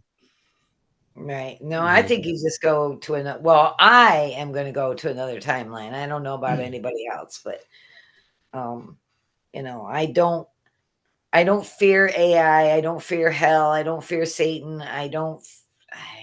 It's I bad. think hell's here, honestly. Well, it Pretty damn can be. close. It can Yeah. be absolutely. I think this is probably, collectively, and as a planet, I think this is one of the closest to hell you're going to get, depending on when you're here. I mean, can you imagine being here post apocalypse after they've staged the pole shift or an asteroid impact?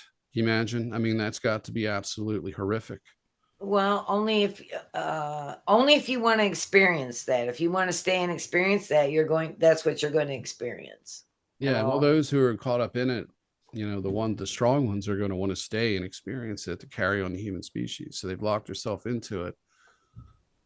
But I just, that's would be my closest definition to hell, other than what they've got waiting for us in this new world order. I don't think the human species needs saving. I think that is a program. No, it needs to Um, save itself. right, and that is a belief system that is like good, evil, good. You know what I mean? Like good and evil. Um, I just recently died, and I've died 3 times, and each time I don't remember any bright lights or meeting Jesus, or it was just simply a decision. Do you want to come back here or not? And I could have made the decision not to come back. Yeah. And then my consciousness would have just broke off and gone to another timeline. Now, what do you think happens? Okay, I had an experience where I had silver cords attached to me, and I burnt them off. And one of them was a silver life force cord coming out of the center of my back between my shoulders. I thought, because they basically created a deception after this event, that I was free of the programs. Like, that was the secret of getting away from it. Like, to cut the ties by cutting the cords, and the life force cord went to altars. And then afterward, they informed me, like 2 years plus later, this was like a few months ago, when I got a bad death threat. It freaked me out. It wasn't even that long ago, like 2 months or so. And I thought that I was gone in December, and I was just, how do I deal with this? And so I reached out to Olivia and stuff, and because I wanted to ask her for advice. And but anyway, try to get my thoughts together here. This is difficult. This is one of the hardest interviews I've done, and it's because I've gotten so emotional doing this. Mm. And it's because of the state that I'm in and what I'm talking about and how bad it bothers me. I know. So I apologize. I've lost my train of thought for a moment. You want to take a break for a minute? If you want, I mean, I can continue to go. What I wanted to talk about next was, we talked about breaking free, and we talked about the deceptions and so forth. What do you think's left? Do you have anything else that you'd want to talk about? Um, uh, even though you can break free and you're still going to experience this pain, and I truly believe that that prepares you or gives you knowledge for the other timelines that you're on. Like, you're not going to go through anything that isn't going to serve you. You know, it's going to serve you sometime at some point in your life. Mm-hmm. There's a reason, or else a reason for everything. Um, and so I don't believe that I've gone through all this pain for nothing, you know, because I have learned a tremendous amount, Nate. I mean, holy man, I was a babe in the woods, you know, and now I've learned a lot about how this works, how other entities work, how, you know, how I work, and what I think and what I'm capable of doing, you know. And so that's the important part to me, because I was, you know, nice, and I'd give, you know, shirt off my back, you know, and it was just like, I'm not that way anymore. I've changed drastically because of this experience. I know And this experience really does damage to you. It really but does. it's more, I'm a more authentic Dawn than I was back then, you know. You mean early in the early part of your life, or do you mean Yeah. yeah, that's the same with me. But with me, they've done a lot of manipulation and personality re-engineering with me, what they call personality rearrangement. So it's been difficult. But yeah, I'm definitely closer, I think, to who I really am than what I was and to start with. Right. I mean, I actually like me now, you know. Yeah, I Um, could say the same thing. I'd really like for me to be out of this. yeah. Well, you're going to get to a point where they're going to be like, okay, Nate, you can go now. You're going, no, I'm having a great time. Like, you know, Uh, let's party down some more. yeah, maybe if I can get even with them. Actually, all right, let me ask you, let me put it this. Let's see, what can we bring up now, that kind of connects to the situation I'm in. Oh, And I okay. did not feel that way, Nate. I did not feel that way until this last death of mine. I came back a totally different person. I Really? really, I re- that, and they say three is a charm, and I believe that. I believe that three is a charm. What was so much different about you after the third one? Um, I wasn't as naive, and I am much more grateful. Before then, I was just like, why am I in this miserable life? Why am I being targeted? Why can't I get my, you Yeah, know? I understand. And it was why?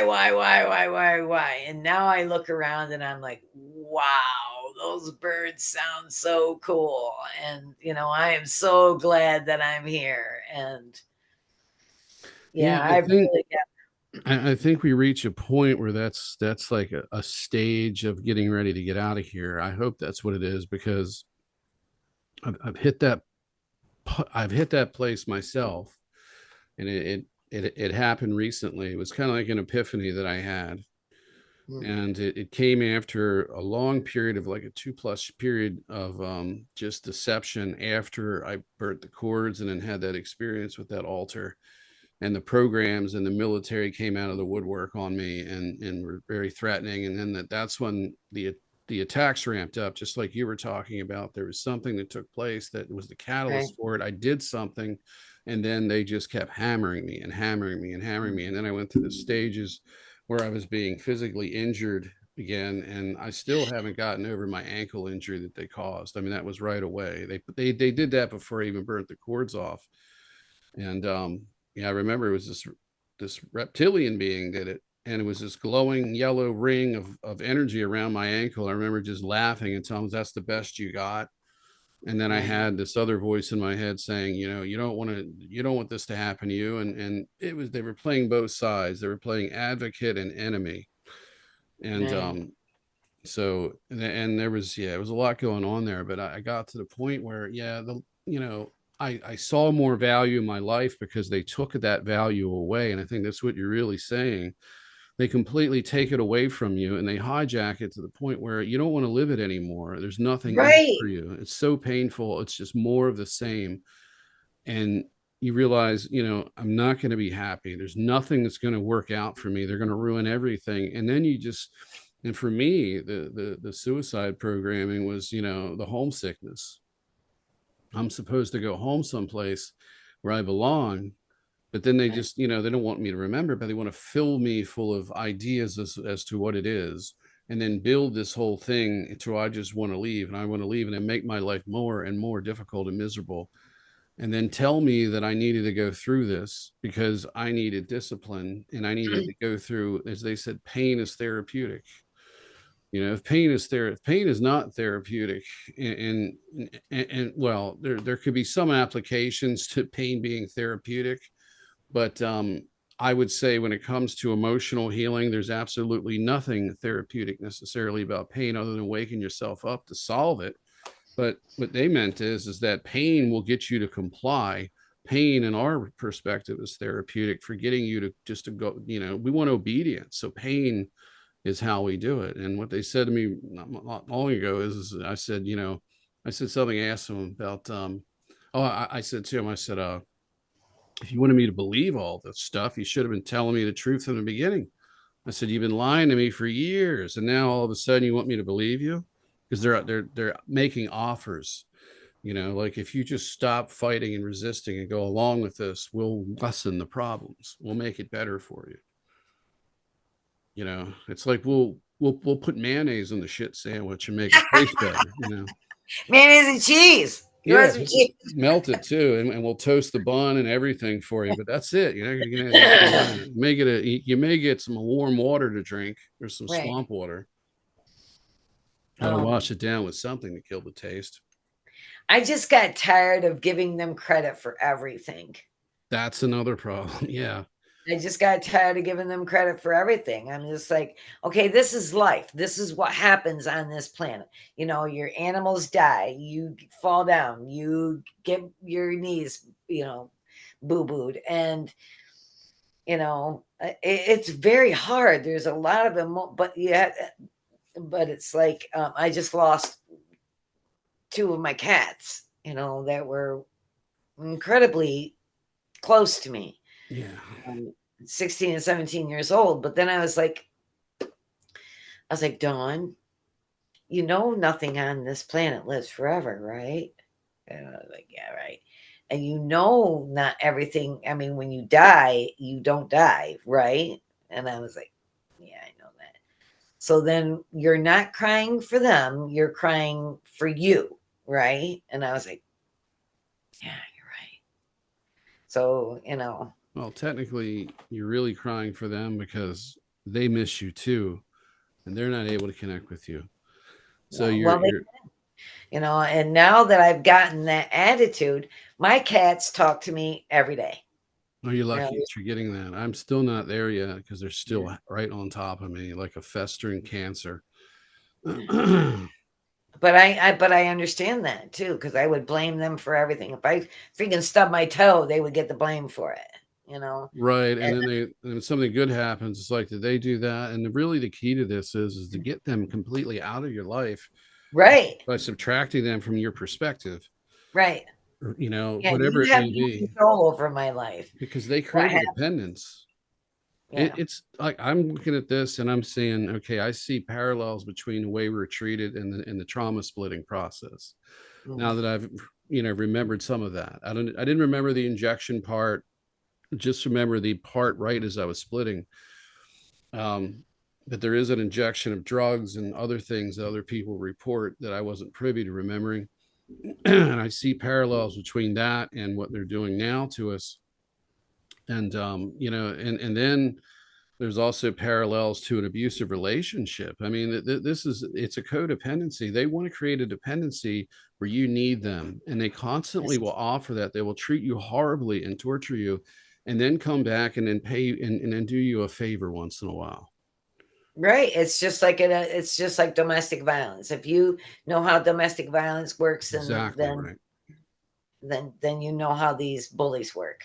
Yeah. I mean, I've been without a vehicle because I put a 5-inch lift kit on a Chevy Astro van, and before I could finish, I got sick with heart failure. And then it took almost 3 years of that van sitting in front of my house. And luckily, nobody called the police and said it was just tags are expired because I had an emissions test I couldn't take because I couldn't drive it there because it was apart.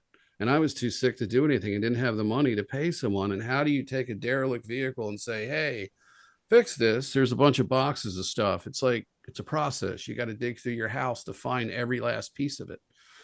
And I had my kitchen totally destroyed. It was just parts. It was like partly a workshop of all my tools, and then the rest of it was the kitchen with like 2, 3 seats of a kitchen table, and the rest was stuff, and then stuff on the cabinets and things. And then every time I try to go back to it, they would make me sick again. And then when I was trying to get it back on the road, I went to the MVA because I needed to get I was supposed to get a 24-hour extension to go so it was a 24-hour extension on my registration so I could drive it to the emissions test.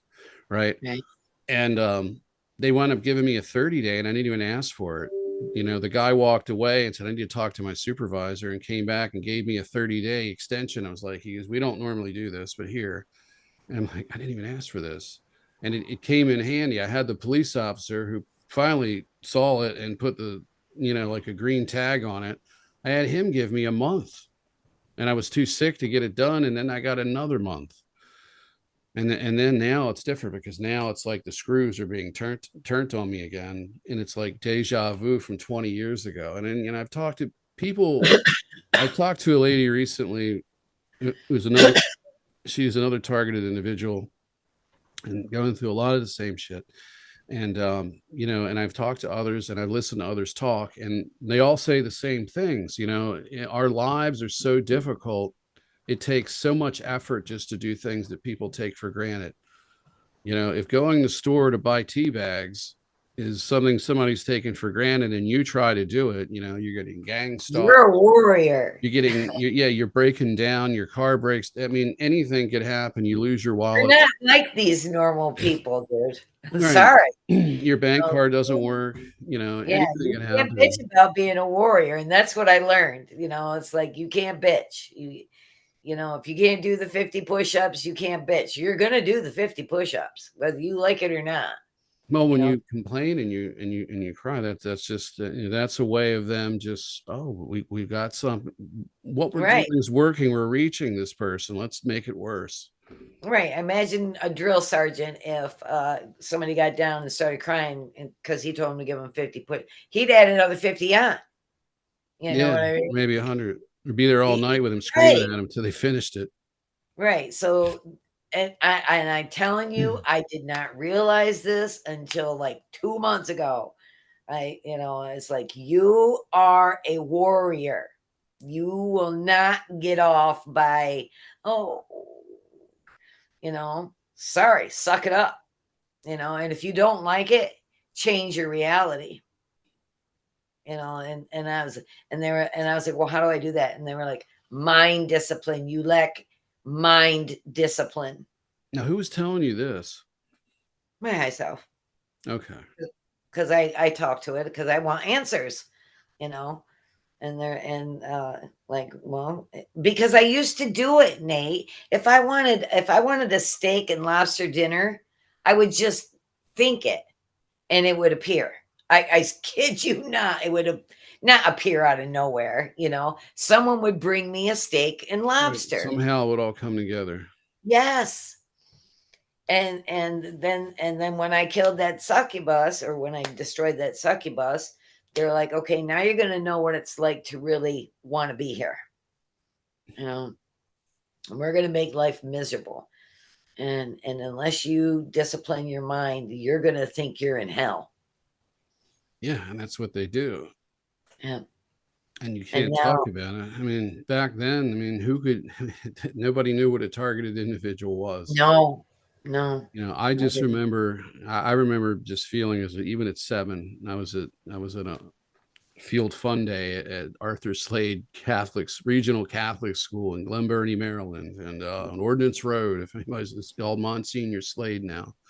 second grade, I'm walking over to the raffle ticket table. It was like right at the end of the day before we had to go in from the all day recess that we had. And I thought to myself, I've never really won anything. It's as if there's a spiritual force that's preventing me from just winning something. So, but I'm going to buy this ticket anyway. And I got over to the table, and I paid 10 cents for the ticket. And the voice said, they're not going to sort the tickets. And my ticket stub went right on top of this whole trash can, which was like filled full. It was like a kitchen garbage can, about 2/3 full of tickets. I mean, that many of them in there. And, it was the whole school bought multiple tickets. I bought one, and mine went on top, and they never mixed them up. So everybody that bought it right at the end won something, at least if they picked it. Nobody, the first person to buy something would never win because they're at the bottom of the trash can. But that was something that they did. They made sure that when they went back, they were intending to mix the tickets up and make it fair and then pick something. It didn't happen. They made somebody forget. They picked the ticket. There it was. And I got a soccer ball, and I traded it for a rooster with a kid in the classroom, and he liked the ball better and I liked the rooster better. So it was Nice. It all worked out, right? But It worked out. it was like, who said that? And it was them. And it's just been the same shit from then on. It was just like, we're going to punish you and then throw you a bone once in a while. Yeah, well, and you are different. You are different, and you are going to be treated different. And you're just going to be treated different, until you. That's my own experience. So Nate, and still will believe me, they still kick my ass. You know what I'm saying? Mhm. They still kick my ass, and I still have days of, oh, really, really, are you going to do this now? And they give me some tests that I don't really appreciate, and I just have to find creative problem solving. That's what I got to do. Creative problem solving. And that's what they want you to do, because they're like, oh, how's you going to get out of this one? How are you going to get out of this one? Because, they want to be able to predict what we're going to do. Oh, I've had that. I mean, I've gotten attacked on the astral and had whatever came at me. I don't remember. It was a bunch of things, but I remember one point I had these beings coming at me, whatever they were, and I shot out all these looked like a bunch of flat, almost like frisbee discs, but they were bigger, like maybe the size of a hula hoop, but they were flat and they were white light, and they just went out and they flew all different directions and cut everything up. And the handler said, "Oh, impressive." Nice. That was impressive. And Right. I've had that happen. It was just when the cord burning happened, that altar was coaching me, and I did it, and I attempted to burn the cords, and then she's like, no, this is what I was letting you do it yourself. This is what you need to do. The question is, why were they letting it happen? Was it all staged? Was this really happening the way it happened? I mean, I got punished as if it was. I mean, as soon as I burnt the cords, it was like a loudspeaker. A woman said, "Nathan, you did something really, really bad." And you should have just said, "Fuck you." Well, that's what I did. I started laughing, and then I said that, and then that was, then I started getting attacked, and it just went on for weeks. Yeah, because you So just asked for another test. Yeah. So the question is, was that completely organic? I mean, yeah, because you burnt the cords. You want, so that's asking for another test. Yeah. Well, one of the things that just in the past, not too long ago, when I had that death threat come through, I said, well, what about the cords that I burnt? And he says, you just delayed payment for us for a little bit. He says, you didn't accomplish shit. That's what he said. And he was trying to act like ferocious. I'm like, who are you? And he says, we're the Dracos, and it was bullshit. Get them like they're drill sergeants, and oh, they're pathetic. I mean, I had one. What was that? I think it was today or yesterday. I don't even know when. I can't say it happened this day. It was like a blur of crap in my head that I said to him. That I made, because if for every one death threat I give him back about 100 of them on a constant basis. And when I'm not hearing from them, it's like, hey, asshole, are you there? And I can feel them like I can feel them shift their attention to me for whatever they're doing. I mean, they've admitted to me, well, which you have to take with a grain of salt, but they admitted to me that they weren't actually working directly for the military like I thought in the beginning. They were telling me Alamogordo Air Force Base, which is there's Holloman Air Force Base, but Alamogordo, does that have a dome nearby? I don't know, but I know that Holloman's near Alamogordo. But that was just what I heard in my head, is where this person was after the fact. But of course, that was them again, the V2K. So, they're telling me that they work for a subcontractor of the Kruger Corporate. Well, it's Kruger National.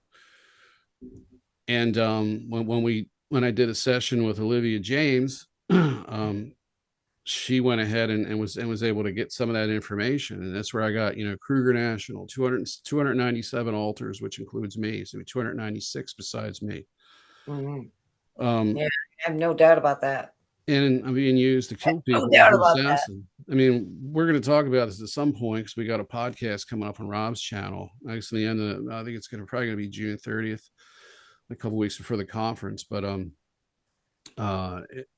so we're not really going to talk so much about a whole lot about me, because there's another person involved that really needs to get their story out. But yeah, I mean, it was just they literally told me, I mean, and actually she told me it wasn't even them, and they weren't being cooperative. She actually went into the mind of somebody who was at an office desk, and she actually made him type and open files up on a computer so she could access it. Then she went in and she got other information too, and there was something called Soft Cell Corporation, and we had an address, but the problem was when you look it up, we found Soft Cell, but it was outside the country. It was like something to do with software, but it was supposed to be a New Orleans company, or maybe there was an address. I forget exactly. Because we took notes, and I don't have them right now, but she was accessing information. The thing is I'm kind of wondering if it was on this timeline. It seems like maybe it wasn't, because she actually pulled up addresses that we couldn't trace, that weren't accurate for the area, but that was showing up someplace else. And at one point we pulled up a house that was supposed to be my handler's house, one of them where they lived at, and it was in the wrong state. What we got, it was Louisiana that they were working out of. And they're working for a private contractor that's contracted to Kruger National, which is an off-planet corporation. It's totally black projects. It's not on the books at all. And the only people talking about it are the people recalling these memories. Right. Yeah. And they said that I'm being used as an assassin in the United States, Poland, and Russia. Oh, I have no idea. I have no doubt about that. Like I said, you've got many, many altars, Well, what's bad about it is I felt this for a while. They said to me one time, they said, "You're a nest keeper. That's what you are." And this was like early on. I was talking to James Rink a little bit, and I sent him a text, and I asked him, I said, "What exactly is a nest keeper?" And he said, "That's an assassin." So then that's where it started. And then I just kept feeling this, and leading up to when when Olivia did the channeling and stuff, I mean, I was already kind of feeling it. I knew that the monarch stuff was there. I mean, there's no way in hell that a 7-year-old's going to have like thoughts and literally thoughts of some of the most barbaric types of bondage and sexual practices that are self-destructive coming into a child's mind that hasn't been sexually abused or exposed to any of that in any that's way. projected in. Yeah, exactly. Or a past life, one or the other. Well, it was tied to altars. Right. One of those altars came through. Her name was Jessie. Jessie was me as a woman, but inside me, and not physically used, but then put in clone bodies as a fragment that's just taken from me and then put into clone bodies and put into some sort of awful sexual service type things where she wanted to die. She said, "Kill me," is what she kept saying. I want to, she goes, "I want to die and be with my grandmother." Or she said, and because my grandmother shortly before that came through and was telling me a lot of the stuff that you were saying. I mean, you're really not trapped here. If they can convince you that you're trapped here, then you're trapped here. Yeah. So the question is, I mean, they're threatening me with like, we've got traps. You're not going to get out of here. We know you're going to get caught. This is what I say. Yeah, and I just came to this. I just put it up. We are not trapped here. We are not trapped here with them. They are trapped here with us. Well, I wish I could say that and really feel it, but right now it's not like that. And I think maybe hopefully in the future we get to that point. Yeah. I'd like them to think that, but yeah, I wish that was more. I think that's maybe something in the future. I hope there's got to be a future to this for this world. It cannot continue like this. What do you think this planet is? We got to wrap this up soon. I just want to think, what do you think this planet is, and what do you think it's being used? Well, what do you think it's being used for? That would be a better. We know it's a planet, but what is it being used for? I still haven't come to that. I've been here, I've been here, and I think it is an absolutely gorgeous realm. Whatever it is, gorgeous game, gorgeous planet, gorgeous simulation, call it whatever you want. I think it is absolutely stunning. Yeah, it has some unusual landscapes due to these cataclysmic events. Yeah, but why? I don't know. Those are a lot of questions, and maybe I'll come to them with my new, with my new attitude and my new realization. I don't know, but right now, I don't know. I really don't. It's clearly a prison, and a prison for some, maybe not all. Yeah, it's not for me. I mean, it was. Don't get me wrong, Nate. It was bad, and the last time I died, I really did not want to come back here. I really and truly didn't. But there's something that I have to do, and I don't know what that is yet. But there's something I have to do. So they made it. They explained enough to me to make it tolerable, and how to tolerate being here. What do you feel intuitively that it is? Because what I feel intuitively is that even though they're the ones that are going to end this, and I've got to take proactive steps in between then and now, and between now and then I have to get out of here, whatever that is and how that works. But intuitively, I feel that while I'm here, I have to continue to do what I'm doing. And I don't mean doing what I'm doing to pay the bills. I'm talking about doing this. And this is the thing that they've tried to stop me from doing the most, because they don't want me talking. I never thought that I could do this. I never thought that I could overcome the speech impairment they gave me and be able to sit and have a conversation like this, let alone go on stage and talk to a large room of people, which I haven't done yet, but I don't see it being a problem. I just didn't think it would ever happen. The question is, well, there's no question, is this is what I have to do. I feel it so strongly that that when I'm not doing this and I'm sick and I'm down because of what they're doing to me, or the long COVID and just trying to get things done and making myself sick because of that condition. And then the fact that they're making it worse, and they're actually creating the long COVID and all of the other things that they've done to me. I just, I don't know. I'm to the point where it doesn't bother me so much anymore, but I feel like I have to continue to do this. This is it. And this contributes to something.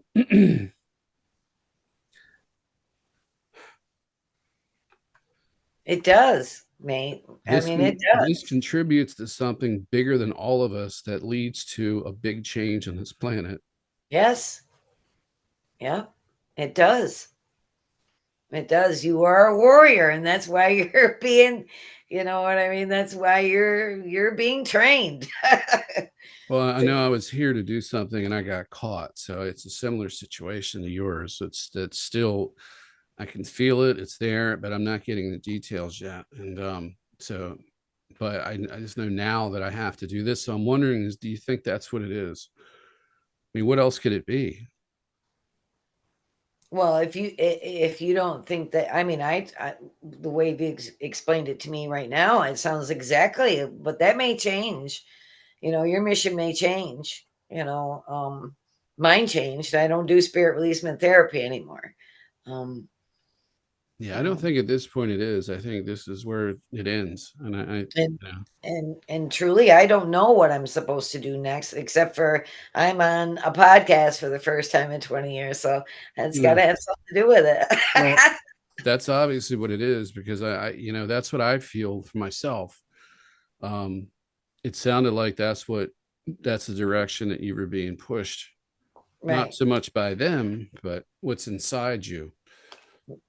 Well, it's because of you, Nate. What do you mean? I don't. I, I've had other offers, and it's just like, no, I don't want to do that. Yeah, because I'm not. I I'm not. didn't offer anything. I didn't even know you until that article was written. And then the lady who wrote it contacted me and said, I'd like you to meet someone. And then she introduced us. Well, Linda Summer, she's Yeah. she saved my life. I mean, Linda's one of my. Oh my gosh, I could have never ever. I would have never pulled out of it if it hadn't been for Linda. She was the first one to ever really listen to me and believe me. And I couldn't, and when she would ask me a question, it would just literally pour out of me, How did you my meet her? story. How did you meet her, by the way? Did she The reach out to you? strangest way, the strangest way. She she put a post up about, gosh, I can't even remember what it was about, and I commented on it, which was highly unusual for me because I don't usually comment on people's posts that I don't know, but I just went off on this one. And I felt safe around her. And I thought, well, and I think I talked to her a little bit about targeting. And then she's just like, Dawn, tell me about it. And I was just like, oh my God, somebody's asking me about this. Yeah, it feels good I'm when somebody begging finally somebody to asks. listen. Right. It's a real release when that happens, because it feels like it's like crossing the Rubicon or climbing, or well, it's like coming Oh, down from Everest and being done with it, not getting up to the top. It's like you can get warm now and you feel better, but it's like finally, you know, I'm not in the darkness anymore. I'm not alone. I'm not alone. And I Right. can speak it. You know what I mean? Like, uh, I am so grateful to Miss Linda. So grateful. Yeah. So how long have you known her? I, I can't even tell you that. It's maybe 1 year, 2 years, maybe. I don't know. Okay. I'm just because we really haven't talked other than through email just a little bit. Mhm. And so we were going to sit down, and then she went ahead, I guess, because it was taking too long, and then she needed to get on with the article, and she had pretty much everything she needed anyway. There's not much more I could give her other than details of what's going on right now. But so Just an incredible person. She just listened with all the compassion and empathy, and she really meant it. She wasn't going for the story, you know what I mean? Like, yeah, she was really interested in me as a person, you know, and yeah. wanted to hear what I had gone through. And it was the first person that I just am so grateful to her. Did you find me through her, or did you see me Yeah. somewhere else? No, no. No, I found you. How did I find you? Certainly How did wasn't because YouTube sent you the video. They're not, they're not going to send anything. They'll I send it found to the you? recycle bin. That's where they'll send it. I found you Hmm. somehow, and then I sent you to Linda. Okay, so you referred whatever you saw of me to Linda, and that's how she found me. Yeah. Did you see that James? Well, was it a Pacific interview like the one I did with Evie and James Bartley, like one of those podcasts? Because that's the one that was quoted in the article. I went See, on ever this rant, and it was like I didn't speak first, but then when it got on the subject of Project Ibis, I went on like a 4-minute rant, and like I just remember the last thing I said was something about cannabis prohibition, and Evie was like interrupting me and said, "That's the most intense thing you've said, I think you've said yet." And I just she's like she had counted it was like 4 minutes. I didn't even realize I had been talking for 4 minutes. But Right. became the quote for the article, but it just came out of me because I'm just so sick and tired of this stuff. Mm, You know, I mm, people like us are mistreated. mm. We're labeled as crazy. We're told that we're crying wolf when we get attacked and we're hurt. The Right. doctors turn their backs on us. They don't want to treat us because it's anomalous shit that keeps happening, and then they don't understand it. And they're also being influenced. Some of them don't even want to They see don't us. want to. They don't want to understand it. Yeah, they No. don't want to be there. They don't want to be in the room. I had a doctor, right, a cardiologist, look at me right away, open the file, and say, "Why are you here? Why did you make an appointment with me?" I'm like, "It's like because it took 2 months to get in with the old cardiologist, and I'm having chest pains and all these things." And Right. yeah, and he's like, "I'm not doing anything for you." Literally says that, and I had to that's it. I had to walk out and make another appointment elsewhere, and that was all medical COINTELPRO.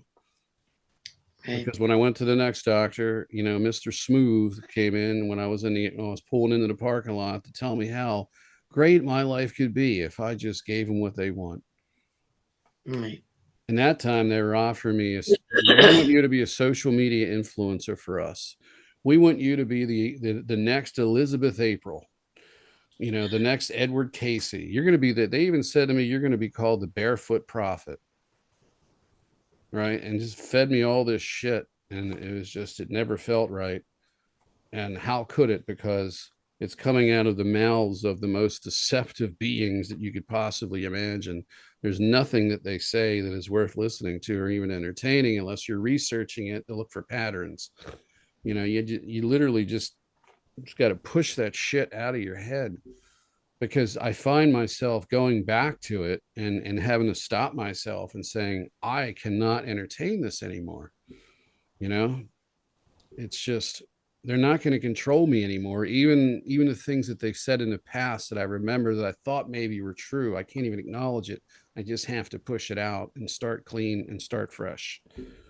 That's been the way this has been. And the epiphany moment was just not that long ago, when it was just all of a sudden it was like, what am I doing? And they're doing this to me again. And I walked away from my podcast partner. It got really toxic. We couldn't even really get together and do a podcast because of the targeting between him getting attacked, his girlfriend being attacked, and then myself. And then the people around this, it got so bad. And then it got really toxic, and I had to back out of it. And when I did, I realized that, it was like an epiphany hit me. It's like they're doing this. It's like they've just engineered this last 2+ years of my life to keep me contained in this situation. And it's not benefiting any of us. And they're trying to program me. You know, they were doing the Anunnaki programming shit. I don't know. Have you ever had anything like that happen, where they want you to believe you're in the Anunnaki? They want you to believe you're part of that, and then they inflate your ego. It could be a false memory. It could be true. It could be Project Ibis on a separate timeline that they've created, that they've put you in, and they're trying to get you to remember it, or whatever the case is. For me, it felt like I had to want to believe it before the programming would go in. And it got to the point where it's like, this is, and I felt it inside. This is absolutely not what I should be doing right now. I shouldn't be doing this at all. I need to be on my own, and I need to be going in a different direction. They've hijacked me again. And that's exactly what they did. They engineered a second hijacking after the first. It was the virtual temple complex into a toxic situation that started good, but then it just became a burden and became a problem in my life. And it was because they had made it that way. That was the intent. And when it wasn't working, they engineered an out to get me away from the other people, because suddenly I become a traitor to the Anunnaki. And that's why I'm not willing to remember. That's why and it was like, okay, I'm done with this. I can't take it anymore. That was the final straw right there. Was when people start remembering things about you that aren't true, and they're being programmed to remember it, and then they turn them against you. Yeah, there wasn't even a question of what I had to do next after that. It's like, there's no convincing this person that I didn't do this, so I need to get away. And of course, everybody else that was in the group abandoned me, walked away from me completely. It went from 1 week, oh, I love you and everything's great, to like, don't want anything to do with you, Nate. And that was it. Well, People that's that I a had talked to for just 2 years, a year or two, just boom, off, and then they want nothing to do with me. And then I realized this is cult programming. This is what this is. no, because see, Nate, this is the thing. They can't. Um, they can't make me kill. It's not in me. You know, make people do things that they normally wouldn't do. They just can't. Um, Maybe the original self, but I know the alters, they definitely get to them. Are you okay? well, I kind of gotta go. Okay. I know we got to wrap this up. What time is it? Yeah, we gone over, I think, we gone over 2 hours. I have to break this in Oh, half. yeah. We want like 2 hours, 15 minutes. Okay. So anyway, we're going to wrap this up, everyone. Um, you still want to go on Rob's show with me at some point this coming month? I think we talked about next Sunday. If you guys will have me, I'll Oh, be happy. absolutely, absolutely, we're gonna have you. So Yeah. anyway, here's a big hug for you. All right, big up for you too. So anyway, thank you for tuning in, everyone. We're gonna Thanks for be, having me. yeah, and you're gonna see more. You're gonna see more of this powerful woman and everything that she's about, and all of her positivity more and more as weeks and months go by. So this isn't the first time you've seen her. That you're going to see her. So is there anything that you'd like to say, Dawn, everybody, before you go? I'm Before we just go? glad to be here. I can't believe yeah, it's a big step. So, Well, uh, if it feels that good, then that's where you need to be, and this is what you need to be doing, because that's how exactly. I feel about it. I feel literally like I'm abandoning what makes me get up every day, what makes me happy, because I have to do this. Well, Nate, there's nobody else I would have done it for, and Linda asked me, and I would give the world to Linda. So when she said you and Nate got to get together, I was like, okay, we're gonna do that then. I got to thank her for that. So And I am so glad that I did. I am so I, glad that I did. I I haven't really had time to reach out to her, so it's just been really busy. But I'm definitely going to reach out to her now and thank her. And thank you for joining me. And thanks for being a friend. Yeah, thanks, And Nate. I really had a good time. so we're going to hang out for a few minutes as I end this. But have a good day, everybody, and take care of one another. And we'll see you soon.